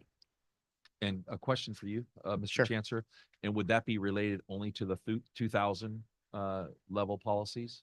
No. All All. policies and all Yes. administrative procedures? And here's another example of why that's important to me is sometimes the board policy simply is reference to the chancellor making. And so it's, we may need at times to create a policy if we feel that it's not aligned to a policy that maybe doesn't even exist. So, yeah, I don't see any harm in providing that alignment as referenced in this board policy. Well, Chancellor, go ahead. I just want to I think it's been said, but I just want to make sure that it's clear that the board has seen administrative procedures with Right. every policy question, at least since I've been on board. They are provided as information. So this would not, this isn't a change in practice, your recommendation. I just want to make sure we're clear on that. Trustee Torres? The administrative procedures, this one in particular, this policy is referencing to chapter 2. So chapter 2 is our own board policies for the board. And so we're able to have jurisdiction over these APs, but it wouldn't be including like the other APs that fall under the other chapters. Does that make sense? Yeah, and that was actually my question. Maybe I didn't phrase it properly, but you did a much better job there, Trustee. So Torres. is what we're saying is if we have a board policy, like, for example, and we just approved in a big group, 3225 institutional effectiveness. There's a link here for the AP, but the AP is not here. So we can create an AP if it's not there. And there's some that we haven't created APs, and that's within our jurisdiction because they're our own policies. So when it's a Right. chapter 2, we can create a policy ourselves. No, I'm not talking about the creation. I'm sorry. I'm talking about having reference to it. So I know there's like, maybe online there's a hyperlink, but if there is actually, if we're going to be using the booklets here that we could see the AP, that's what I'm referencing to. And then Yeah. More trees, I guess. Yeah, You're yeah, talking yeah. about the AP that goes to the policies from the other chapters, right? Like other Yeah, chapters I'm besides just 2. Yeah. sometimes, yeah. I mean, if we were going to go electronic, that's fine, but I'm just saying, So that makes sense. It just means instead of just adding them at the end, it's just reshifting them. So instead of being at the very end for reference, we can just include the AP right behind the BP. And that's it, because we have APs for all of our board policies. The APs went through the different committees. And so we just include the AP for reference for any trustee who wants to see it. So it's just reshifted it. Clarifying question. Are we as a board supposed to be making sure that the APs are aligned to the board policy? I know it's the operational side, but is that our role? Or are we supposed to just create the policy and say, run with it? But way I read it is we're supposed to at least make sure that it's consistent with the board policy. That's the language. Now, if we're saying that it's only in the 2000s that we're worried about or making sure that it's consistent, okay. But the way I interpret it is any board policy, we're just making sure that it is consistent with the board. The AP is consistent with the board policy. And if it's not, we may have to not change the AP, but change the policy itself, the board policy. And that was actually my question. And again, I didn't phrase it right, and I thought we did, but the board reserves the right to direct revisions of administrative procedures should they, in the board's judgment, be inconsistent with the board's own policies. My question is that, and from my understanding, that only relates to the 2000 policies. Yeah. Does that relate to all the policies and All the policies. and all APs? And in all APs. Okay. And your mechanism is through me. Okay.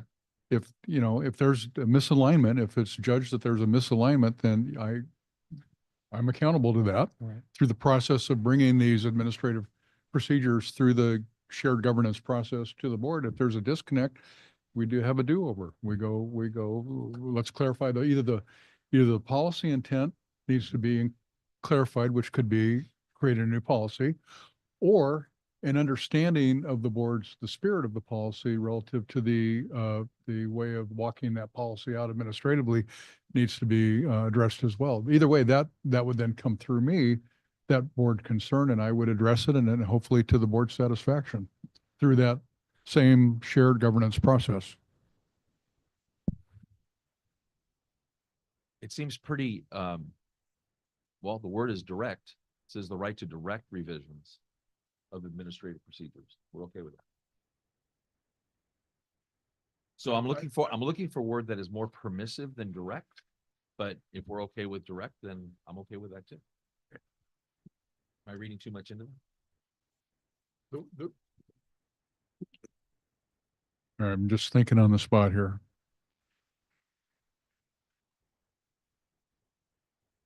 If it's the interpretation that the board would then direct the specific operational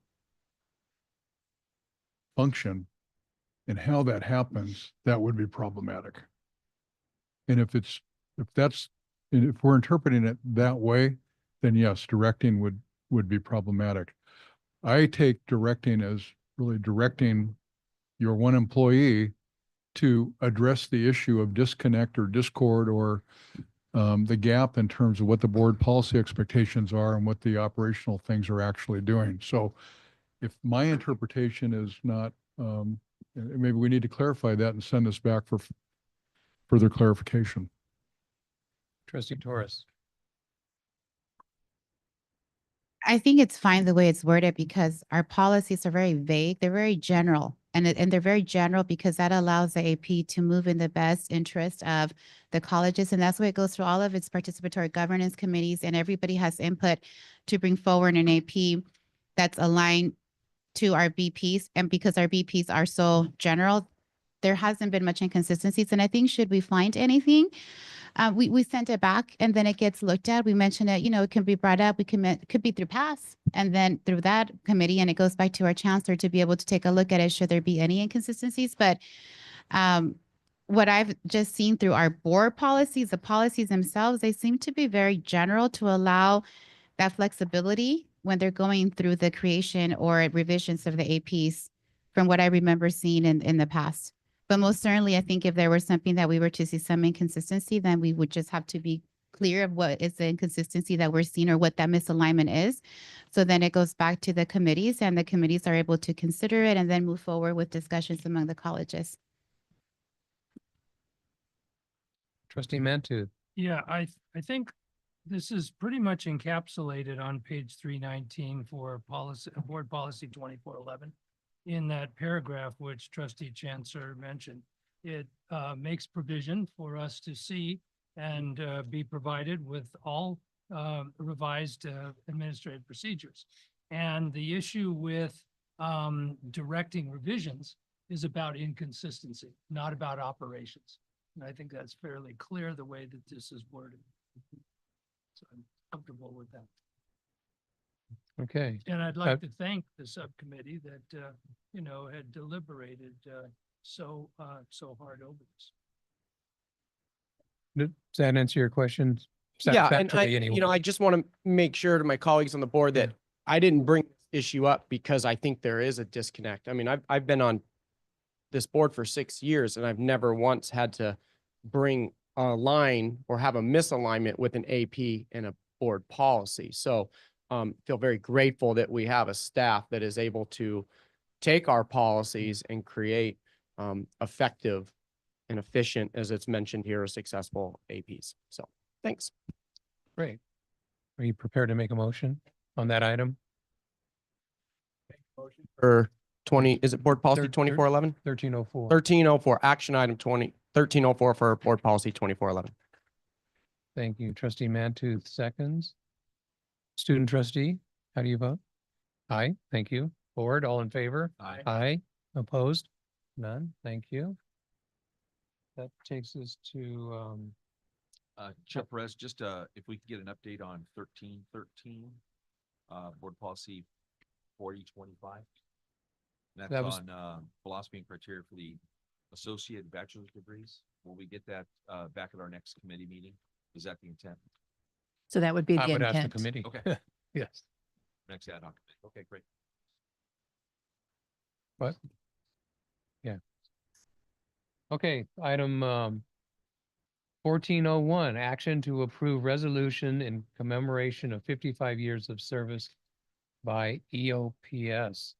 And I want to thank all those that spoke to EOPS in their reports and especially highlighting the activities and the programs and services that are there to serve this cohort of students. I want to thank, if she's still here, Paula Munoz for coming to speak on behalf of this. And I'm going to put Trustee Torres on the spot. She suggested that I read this aloud, which I was going to do anyway. But I would ask Trustee Torres, because she is a former EOPS student, I think it would be appropriate for you to read the resolution on behalf of the board. I feel very touched. I said to him, I whispered, you have to read it out loud. And now he gave me the gift of being able to read this resolution as a former EOPS student. So, resolution to commemorate 55 years of extended opportunity programs and services, EOPS. Whereas the Ventura County Community College District Board of Trustees recognizes the 55 years of exceptional support for students provided by our 3 colleges, extended opportunity programs and services, EOPS, and whereas EOPS plays a vital role in advancing educational equity and fostering academic success across the district, and whereas since its establishment in 1969, EOPS has been unwavering in its mission to offer academic, financial, and personal support to students who face educational and economic barriers, helping them achieve their educational and career goals. And whereas EOPS has contributed significantly to the enrichment of the colleges and community by providing individualized counseling, tutoring, financial assistance, and resources that enable students to overcome obstacles, persist in their studies, and graduate. And whereas the program's enduring dedication to student success had led to transformative impacts on countless lives, promoting a more inclusive and accessible learning environment that strengthens our educational institution and the broader community. And whereas EOPS' commitment to empowering students exemplifies the district's values of diversity, equity, and inclusion, serving as an inspiring model for programs across the nation dedicated to addressing the challenges faced by underserved populations. And therefore, be it resolved that the Ventura County Community College District Board of Trustees hereby celebrates and commemorates the 55th anniversary of Extended Opportunity Programs and Services, expressing its profound gratitude and recognition for the program's outstanding contribution to the success and well-being of our students in our community. And be it further resolved that the Ventura County Community College District Board of Trustees looks forward to the continued positive impact of EOPS in fostering educational opportunities, supporting students' personal and academic journeys, and upholding our shared commitment to equity, access, and student achievement. Presented on the 12th day of November 2024.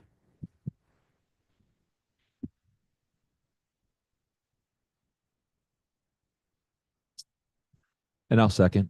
Trustee Lichtel seconds. Student trustee, how do you vote? Thank you. Board, all in favor? Aye. And no opposed. Thank you very much. Well done, Trustee Torres. Okay. 1501, action to adopt the actuarial study of retiree health liabilities, roll forward valuation as of June 30, 2023, measurement date. Chancellor? Turn this over to Ms. Bojarquez. We do have a presentation. Thank you, Dr. McLennan. Yes, tonight, Board, I would like to introduce Luis Murillo. He is with Total Compensation Systems, Inc. He's on, and he will be providing a highlight of the actuarial study and be able to answer any questions you may have. Mr. Murillo? Good evening, everyone. I'm here to present the results of the evaluation for fiscal year 2024. This was a roll forward valuation, which means we take the numbers from the last one from last year and then roll them forward 1 year. And so it's a little more confusing because for fiscal year 24, the numbers are based on your assets and liabilities as of June 30th, 2023. And in the prior year for fiscal year 23, they're based on 22. So you're kind of on a year lag there. And so we took the numbers from 22 and rolled them forward to 23. And there was an increase in the liability primarily due to just healthcare costs being a little bit more than expected. And so that's really driving the increase in the unfunded. And so your unfunded liability went from 107 million to 113.1 million. And the valuation interest rate was still 6%. So nothing really changed. We just take the numbers, roll them forward 1 year. We did kind of include the updated healthcare costs, but that's really it. And census information was still as of June 30th, 2022. Any questions? Trustee Chancellor? Trustee Mantooth and I, we did a deep dive into this at the admin services, but I don't have any questions and I can make a motion for approval. I'll take that. Okay, we have a motion and a second. Thank you for that great brief report. Another amazing report tonight. Chair Perez. Trustee Lichtel. Oh, so the number that was stated was $113 million unfunded liability in this area. Did I hear that properly?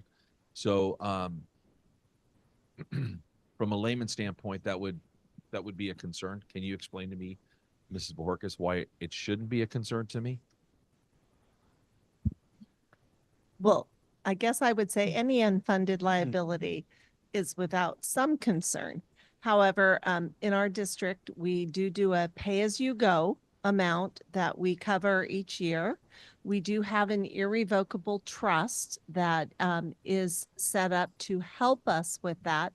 And if you look at the, if you had opportunity, there is a timeline, I guess is what I would call it, in the board packet that shows that liability and the cost of it over the years. So while the unfunded liability is 113 million, that cost is not going to pop up in 1 year. You'll see in that it shows that we kind of peak our cost estimate based on this actuarial study is in 2034 at $11 million roughly. And then it continues on and is finally estimated to end in the year 2088. So it is something that we should monitor and continue to monitor. We do. The committee, DCAS, we review the fund that we use to help pay for all of these retiree premiums each year. And we look at this schedule and adjust as we feel we need to on how to address it. Does that help? That's very helpful, and I look forward to 2088. and the $5 million yes. Thank you. All righty. With that, student trustee, how do you vote? Thank you. Board, all in favor? Aye. Opposed? None. Thank you. Item 1502, action to approve resolution 2024-11, delegation of signature authority to apply for California Department of Social Services General Child Care and Development Program funding for the fiscal year 2025-26. Chancellor?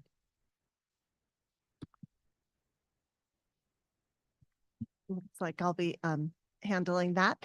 This, in essence, there are some state agencies that, especially in the public health area, that they have a different process for their grants. And so the board actually needs to give a resolution that allows this agency to know that you are delegating the authority to sign to apply for this grant to the position of the Vice Chancellor of Business Services. And we've had this once before with a different one. So it's just how this agency handles it.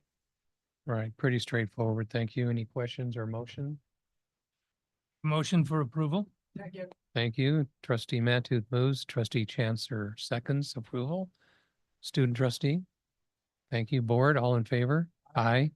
No opposed? 1503. Action to approve a memorandum of understanding between California State University Channel Islands and Ventura County Community College District for a cooperative student housing program located at the Santa Rosa Village at CSUCI. Chancellor? Thank you, for- Ms. Mahorquez. This is yours as well. Yes, this is a MOU, and actually I'm going to ask Dr. Gonzalez to also step in, but this is an MOU between Oxnard College and Channel Islands to provide a housing option for some of the students at Oxnard College. And so we can ask Dr. Gonzalez to give a brief overview if you would like, or if you have specific questions. Brief overview. So this is a pilot program. We've been working on this for about 2 years. We wanted to provide students who could afford it because it is not an inexpensive option, and it would be close to campus. And so we partnered with CSUCI to go ahead and provide 15 spaces, in essence, their residence is and close to campus. And included in that was a meal plan that students would have to go ahead and be a part of. Also an activity fee to be able to have access to all of the campus amenities, so the bookstore. So in essence, a student would kind of have a dual enrollment identity, not only as a student at Oxnard College, but also be kind of a university student while they're on campus. So this is a great opportunity. It's a pilot. We're wanting to see how it goes for this first semester in the spring, if approved. There are different pricing options. And so when you see the totals there, for example, where it says Santa Rosa Residence Hall, double occupancy, and you see a total there of $66.85, that's really taking over a semester, right? So 5 months. So the actual cost per month for housing for a student would be $13.37 a month, plus let's say the basic meal plan at $363, the participation fee for $75, which would give access to the campus facilities, and also optional parking if a student has a car at $195. You're looking at a total cost per month for a student who participates in the study of a little under $2,000. So, you know, when you compare the housing costs in Ventura County, that's not too bad of a price, not affordable for everybody, but it's definitely something that's an option for students, especially our out-of-state and international students. If I may, Yes. Dr. Gonzalez, I know this came up at our Administrative Services Committee meeting, that these slots could be open to students in financial need, or students engaged in athletics, or international students, as you say. But my understanding is that even though there may be a lottery system involved here, depending upon the how many applications you get, that a priority will be placed on those students that have financial needs that might be challenged in that way. Is that not correct? I believe so. Yes. Thank you. Well, I, for one, want to thank you for the responses to the questions that I had. I was, if it works, it works. It's one thing to say that this might be, the monthly rent might be affordable to some students, but does it really get to the students in need? And that goes for the general population as well. I mean, it's one thing for organizations or corporations to develop, and I'm going a little off track, and I apologize to my colleagues, to produce affordable housing. But when we live in a high income area that we do, affordable housing is still out of the reach of a lot of our population. But that's not a lot we can do about it at this point. But I do want to make one comment. The opening sentence here under background. California State University, Channel Islands, and Ventura County Community College District have a longstanding partnership and common goal to provide quality education in Ventura County.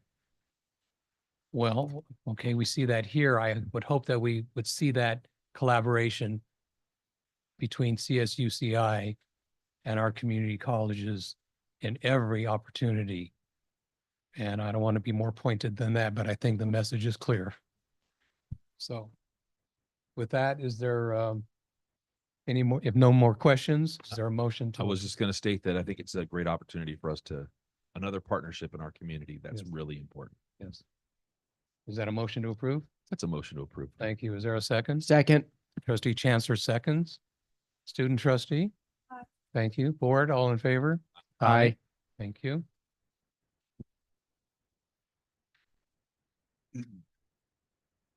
Uh, 1504, action to approve resolution 2024-12 of intention to grant temporary construction easement and permanent easement to Southern California Edison Company for electric utility infrastructure to support electric vehicle charging stations at Oxnard College. Chancellor? Kathy? Thank you. So this item is the first of a two-step process that we need to do. Edison has requested an easement onto Oxnard College in order to maintain the equipment that they're putting in order for Oxnard College to have their EV charging stations installed. So the process is that first the board needs to approve this resolution. We will then advertise to have a public hearing. That will be part of the December board meeting if this resolution is passed tonight, to allow members of the public to make any comments. I anticipate it will be much like our public hearings we have on the budget, very short.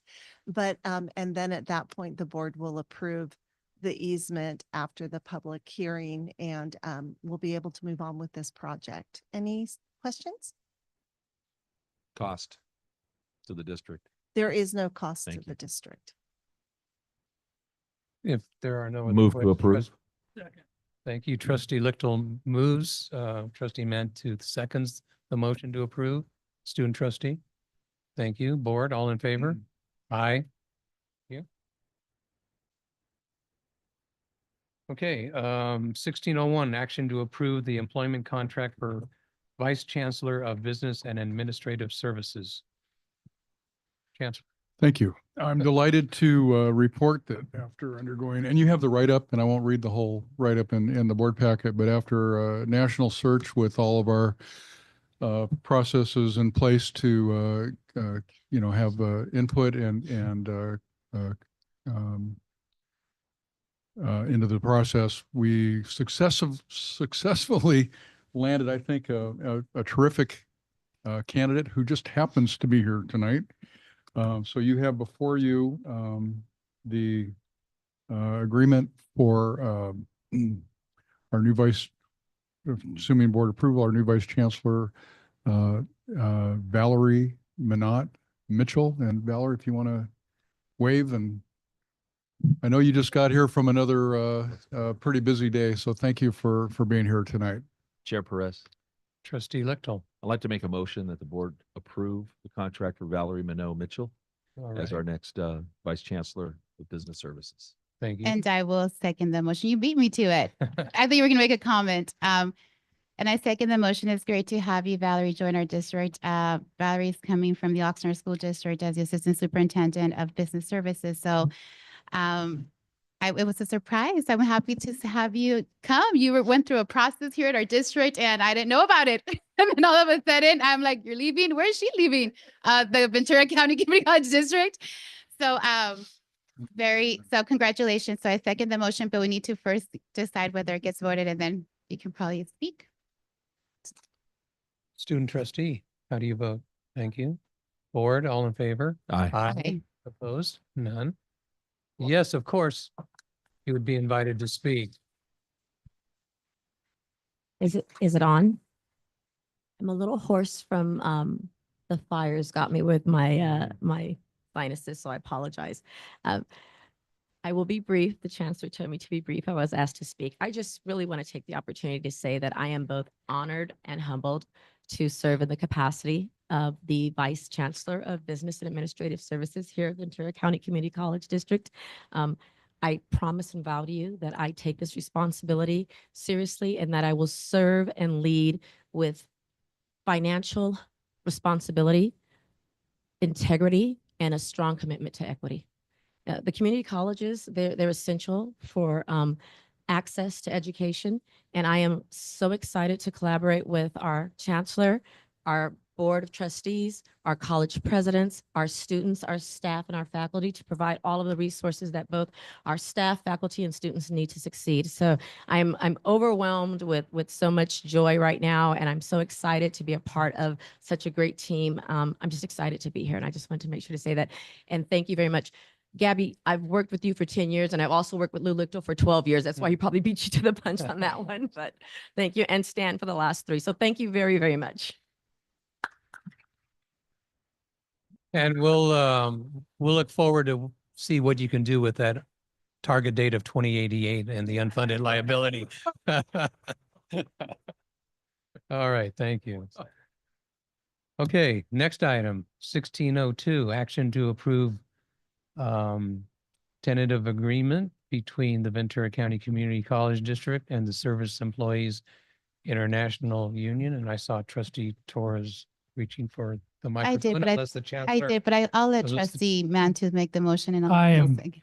with great conviction, I will make this motion. I will second it. Okay. Are there any? Discussion. Thank you. Are there any questions? Or Chancellor, did you want to say anything?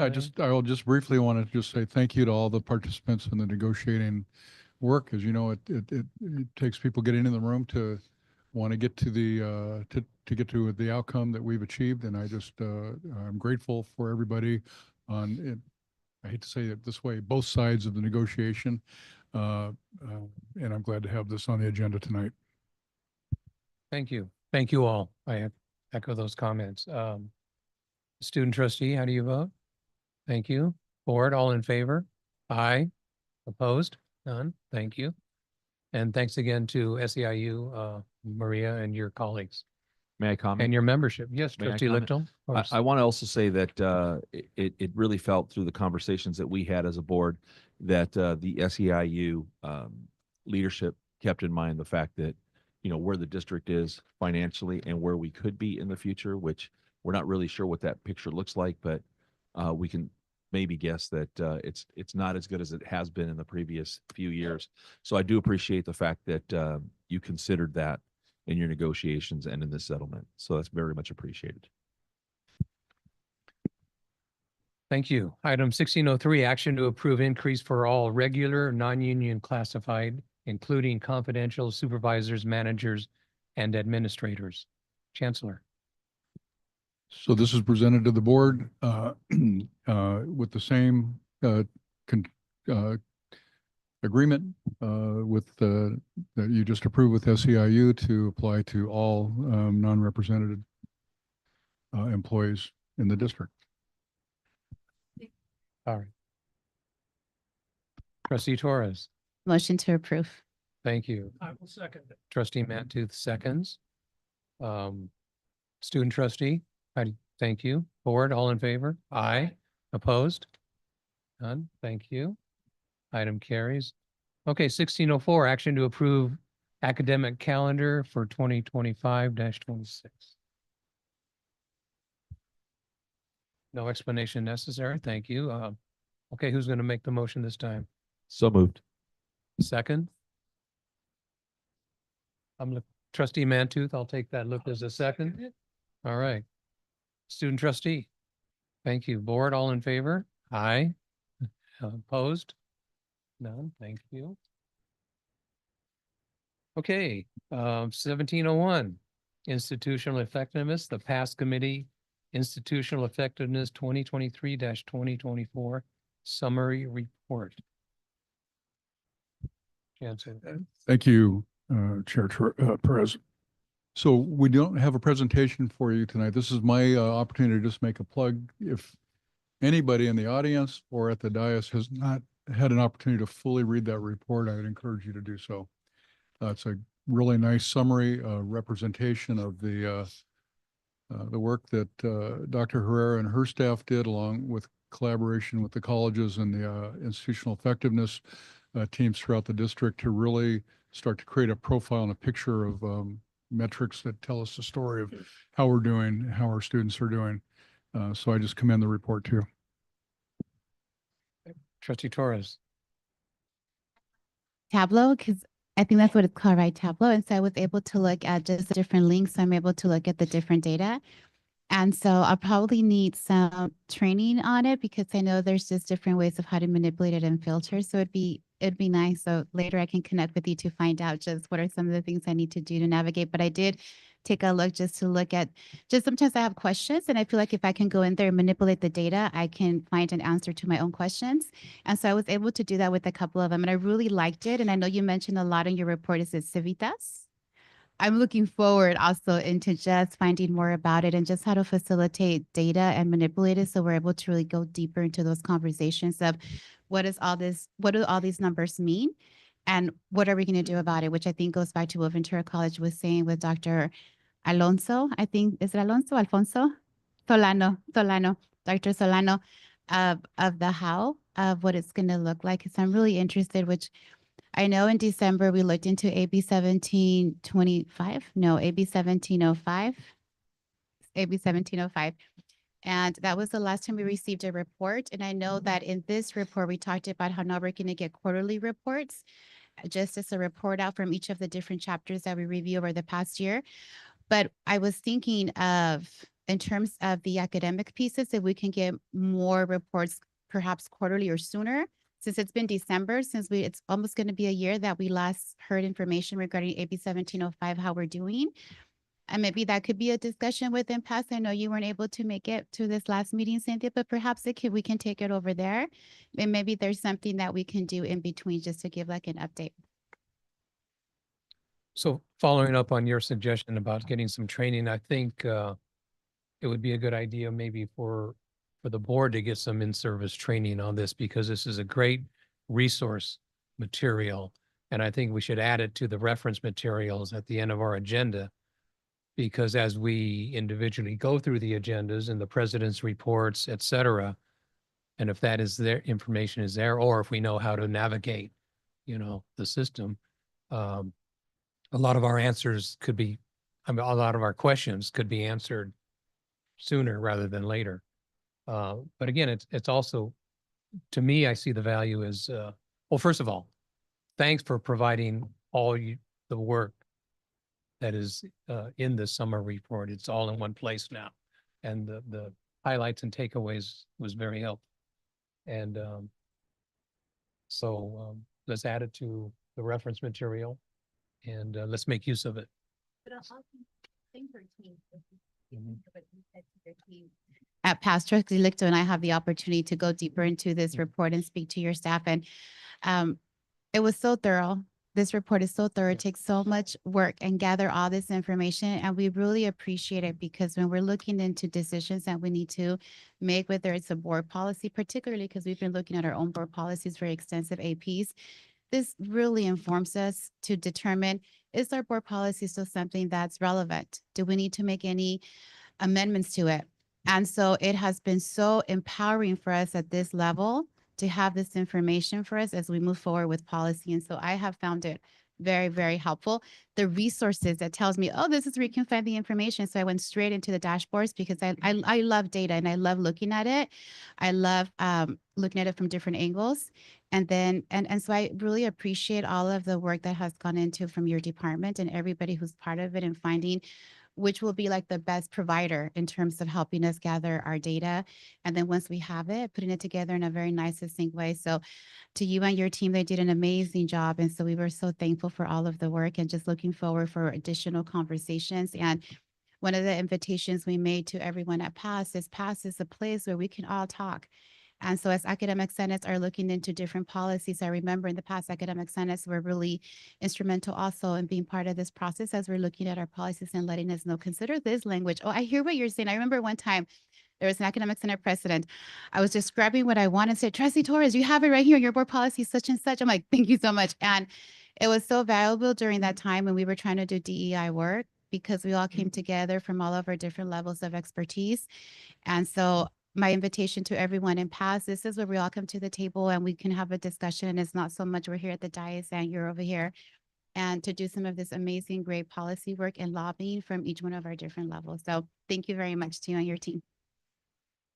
Okay, no action required on this. Thank you. That brings us to 1801 Chancellor's Report. Thank you. I'll be brief. I want to commend all of you who gave reports this evening, both orally and in writing. It's just a lot of really good information that just continues. You just can't go through this month after month and not realize all the incredible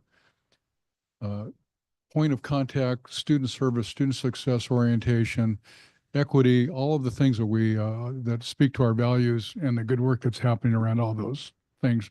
I appreciate the comments about our veteran students and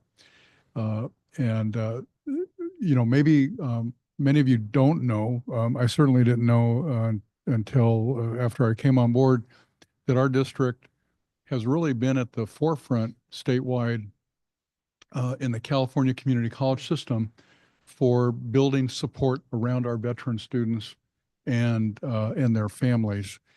And so the fact that we have a veteran center on each of our campuses is part of that legacy. Former board member Larry Kennedy, who reached out to me early in my tenure, and then Stan Mantooth, Trustee Mantooth, both serve on the California Community College Veterans Caucus, along with me. I co-chair that caucus as well.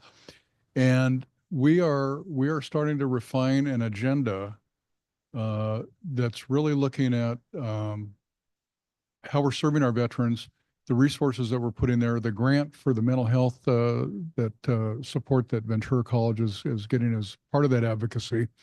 But we're also looking at the funding that comes to our colleges specifically to support our veterans. And right now it's a very, very small amount, total amount statewide to support all of the veterans activities on all 116 campuses, $10 million. And so when you think about that, it's probably somewhere in the $60,000 to $80,000 range per college to support our veterans. And we know the support is much more needed.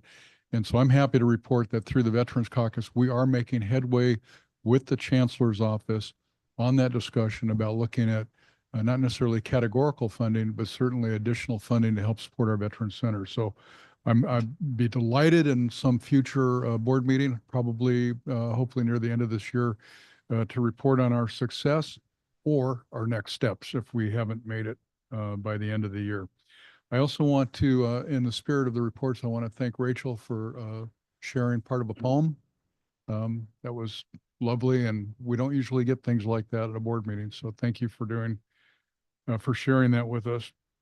I also want to add my appreciation to all the efforts internally across the district for managing the last week's fire events. A lot of you in the room were impacted by that. Some of you up here on the dais in terms of evacuation orders, the uncertainty and the anxiety that comes with, excuse me, wondering if you know your homes are going to be safe or not. But I especially want to acknowledge the incredible efforts of our emergency responders. If you drive up the street into my neighborhood now, you'll see posters that school-age kids have stapled to the electrical poles in different places, thanking firefighters and drawing fire engines and things like that. The amount of care that went into our community by our emergency personnel is second to none, and they're to be commended. But I also want to thank our colleges for the work you did in your emergency response. Lastly, I just report that we've sent out a district-wide communication on the district-wide planning efforts that have launched and underway. The board received a special communication. The district and everybody received a communication similar as well. And just to let you know that that work has begun. Events are taking place. We will be trying to schedule a board workshop. I don't know that they've gotten a notice yet, but we're looking at 3 dates in early January to get the board involved in terms of providing some really important input on your take on this on the challenges and the opportunities that are part of our future, as well as looking at our mission and some other features of the planning process. So that'll be coming to you shortly. And that is all I have to report. Thank you. Thank you. May I ask a quick question there? Go ahead. Under your report, and I think this is maybe for Dr. Watkins more so, the information technology report, I was reading about the security metrics for the month of October, and these numbers are staggering. And 367,000 attempts that were blocked, that were high risk, whatever that means, obviously important. 1.5 million attempts at all sorts of malware and phishing websites, and blocked malicious traffic over 516 million attempts. Are you just inflating those numbers, Dr. Watkins? I'm not, and I'd be actually happy to share the report we get from all our firewalls. So this is the firewalls at all of our campuses, the fire academy and the district office. So this is across our entire district, the amount of traffic that we're seeing and blocking. And I have very detailed reports with every type of critical threat that's being attacked, every malicious IP. So I'd be happy to provide you with that full report. But so I summarize it. You'll also notice there, I do go to Trustee Chancellor's point earlier. I do go pretty in depth on Common Course numbering, and I did provide an email response. But we are able to implement the solution that is being provided. I don't know that it's the solution that we're going to need long term, but we are for Common Course numbering. We detail all the systems and all the work we're doing to make that happen at the district. From a technical side, our Vice President of Academic Affairs are really working on the functional side in partnership with IT. So, okay, very good. Well, thank you for your work on this side and keeping our network safe. You got it. Okay, item 1901, student trustee report.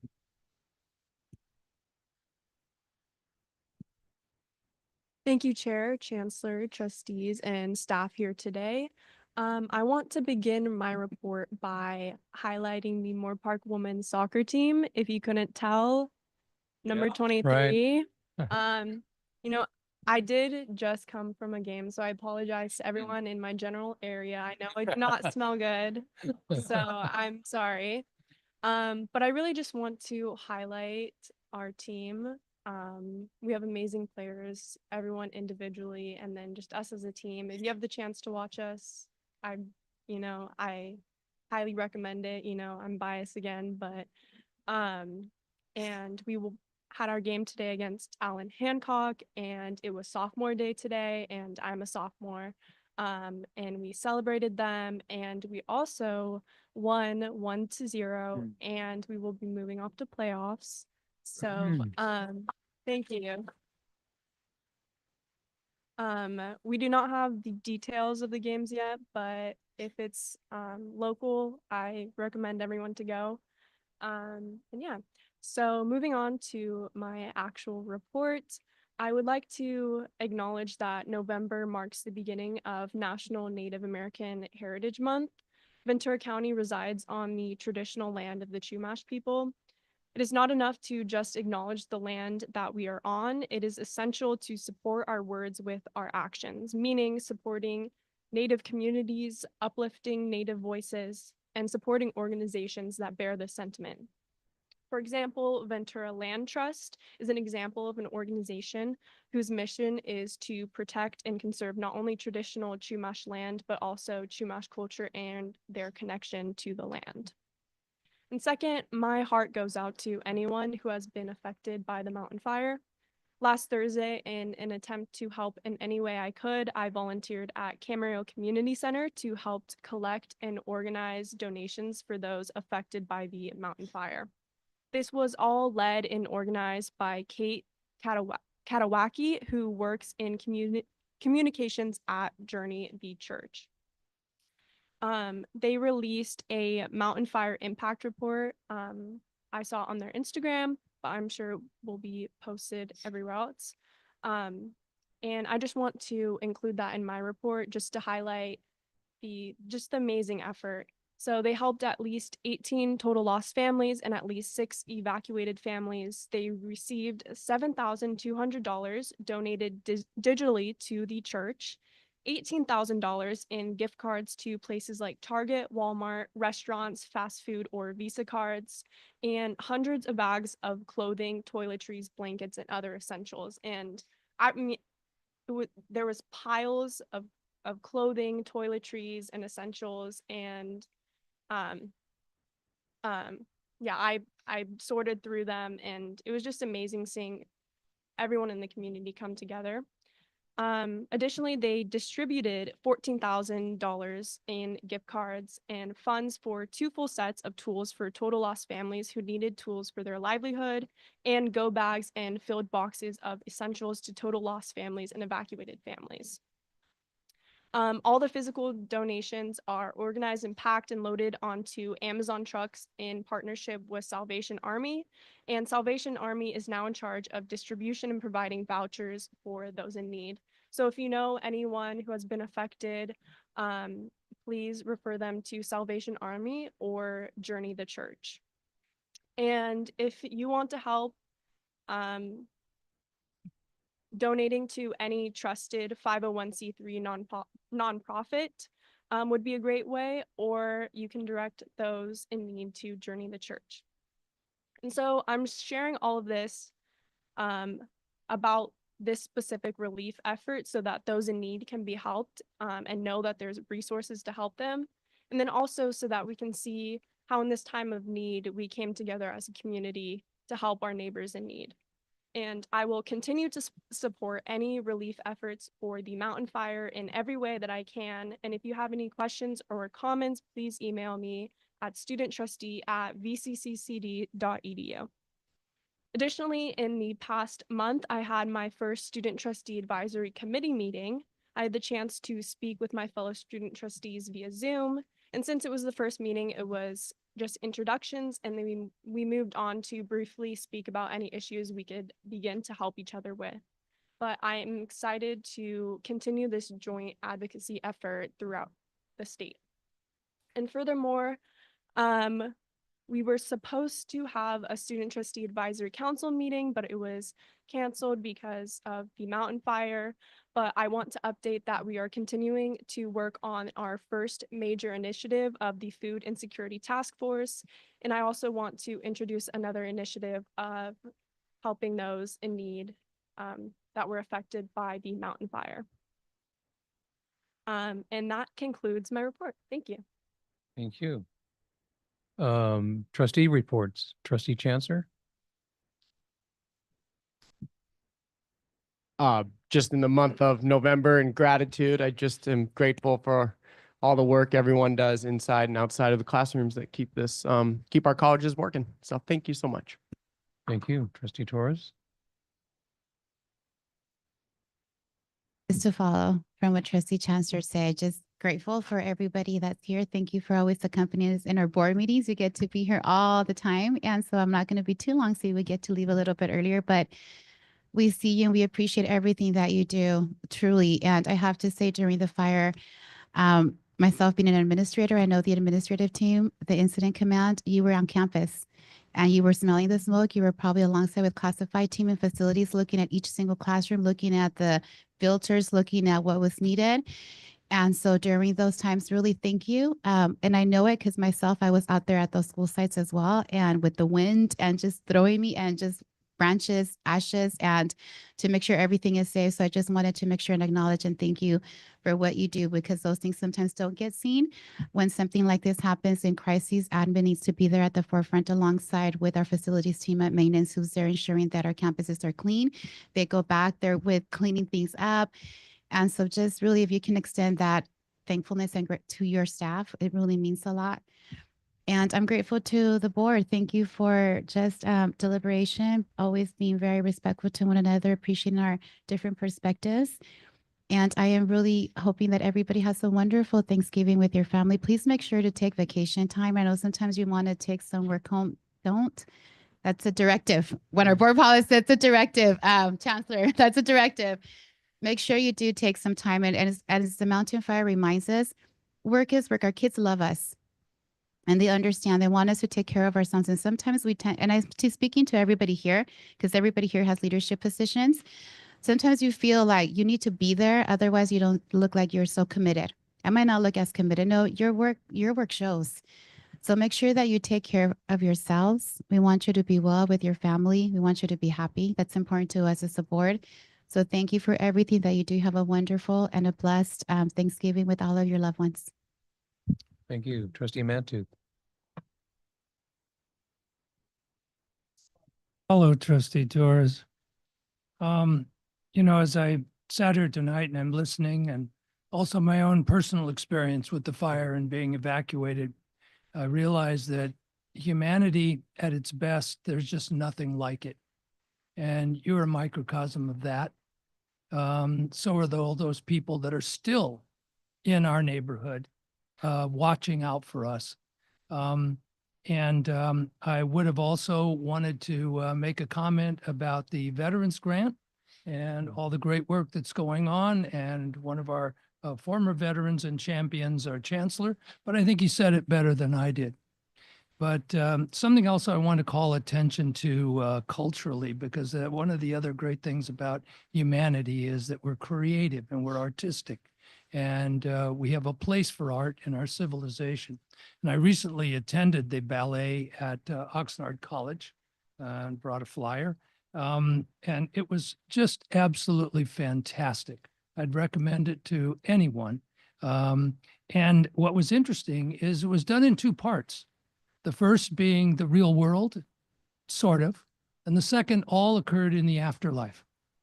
And learning that, you know, and this was right up against Halloween and the Dia de los Muertos, learning that the Dia de los Muertos is 2 days, not one for the children that have passed and one for the adults. Just phenomenal. And I'd like to thank OC Live and the support that the Hueneme Port Harbor District provided to bring this group from the other side of the country to do such a fantastic job. That's it for me tonight. Trustee Lichtler. Yeah, thank you, Chair Perez. While it's been mentioned already, the decision-making tree and the work that went into the fires, I think it deserves recognition, continued recognition for that, because obviously putting the safety of our students and staff primary and first is key. And more importantly, the way that was communicated out, I thought was very effective. So that's very much appreciated. Also appreciated the Chancellor's Veterans Day message.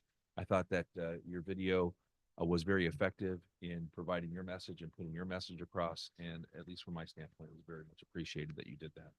I think that outward effort is important for that population and for those that have served. I'd also like to welcome all of our new employees, including Ms. Minot Mitchell, into our team, and also want to take a minute to thank Kathy Bohorkis for stepping up into this position that you've held now for how long? 15 months? Probably a few more, probably a few more than you expected. But you've done a wonderful job in that position, and it's very, very much appreciated. So thank you for that, and best to you in your fifth wheel. I don't know. No. So we do have the advantage of Kathy will finish up in mid to 3/4 the way through December. And so she'll be working closely with Valerie over the next month to do the handoff. So we're in good shape.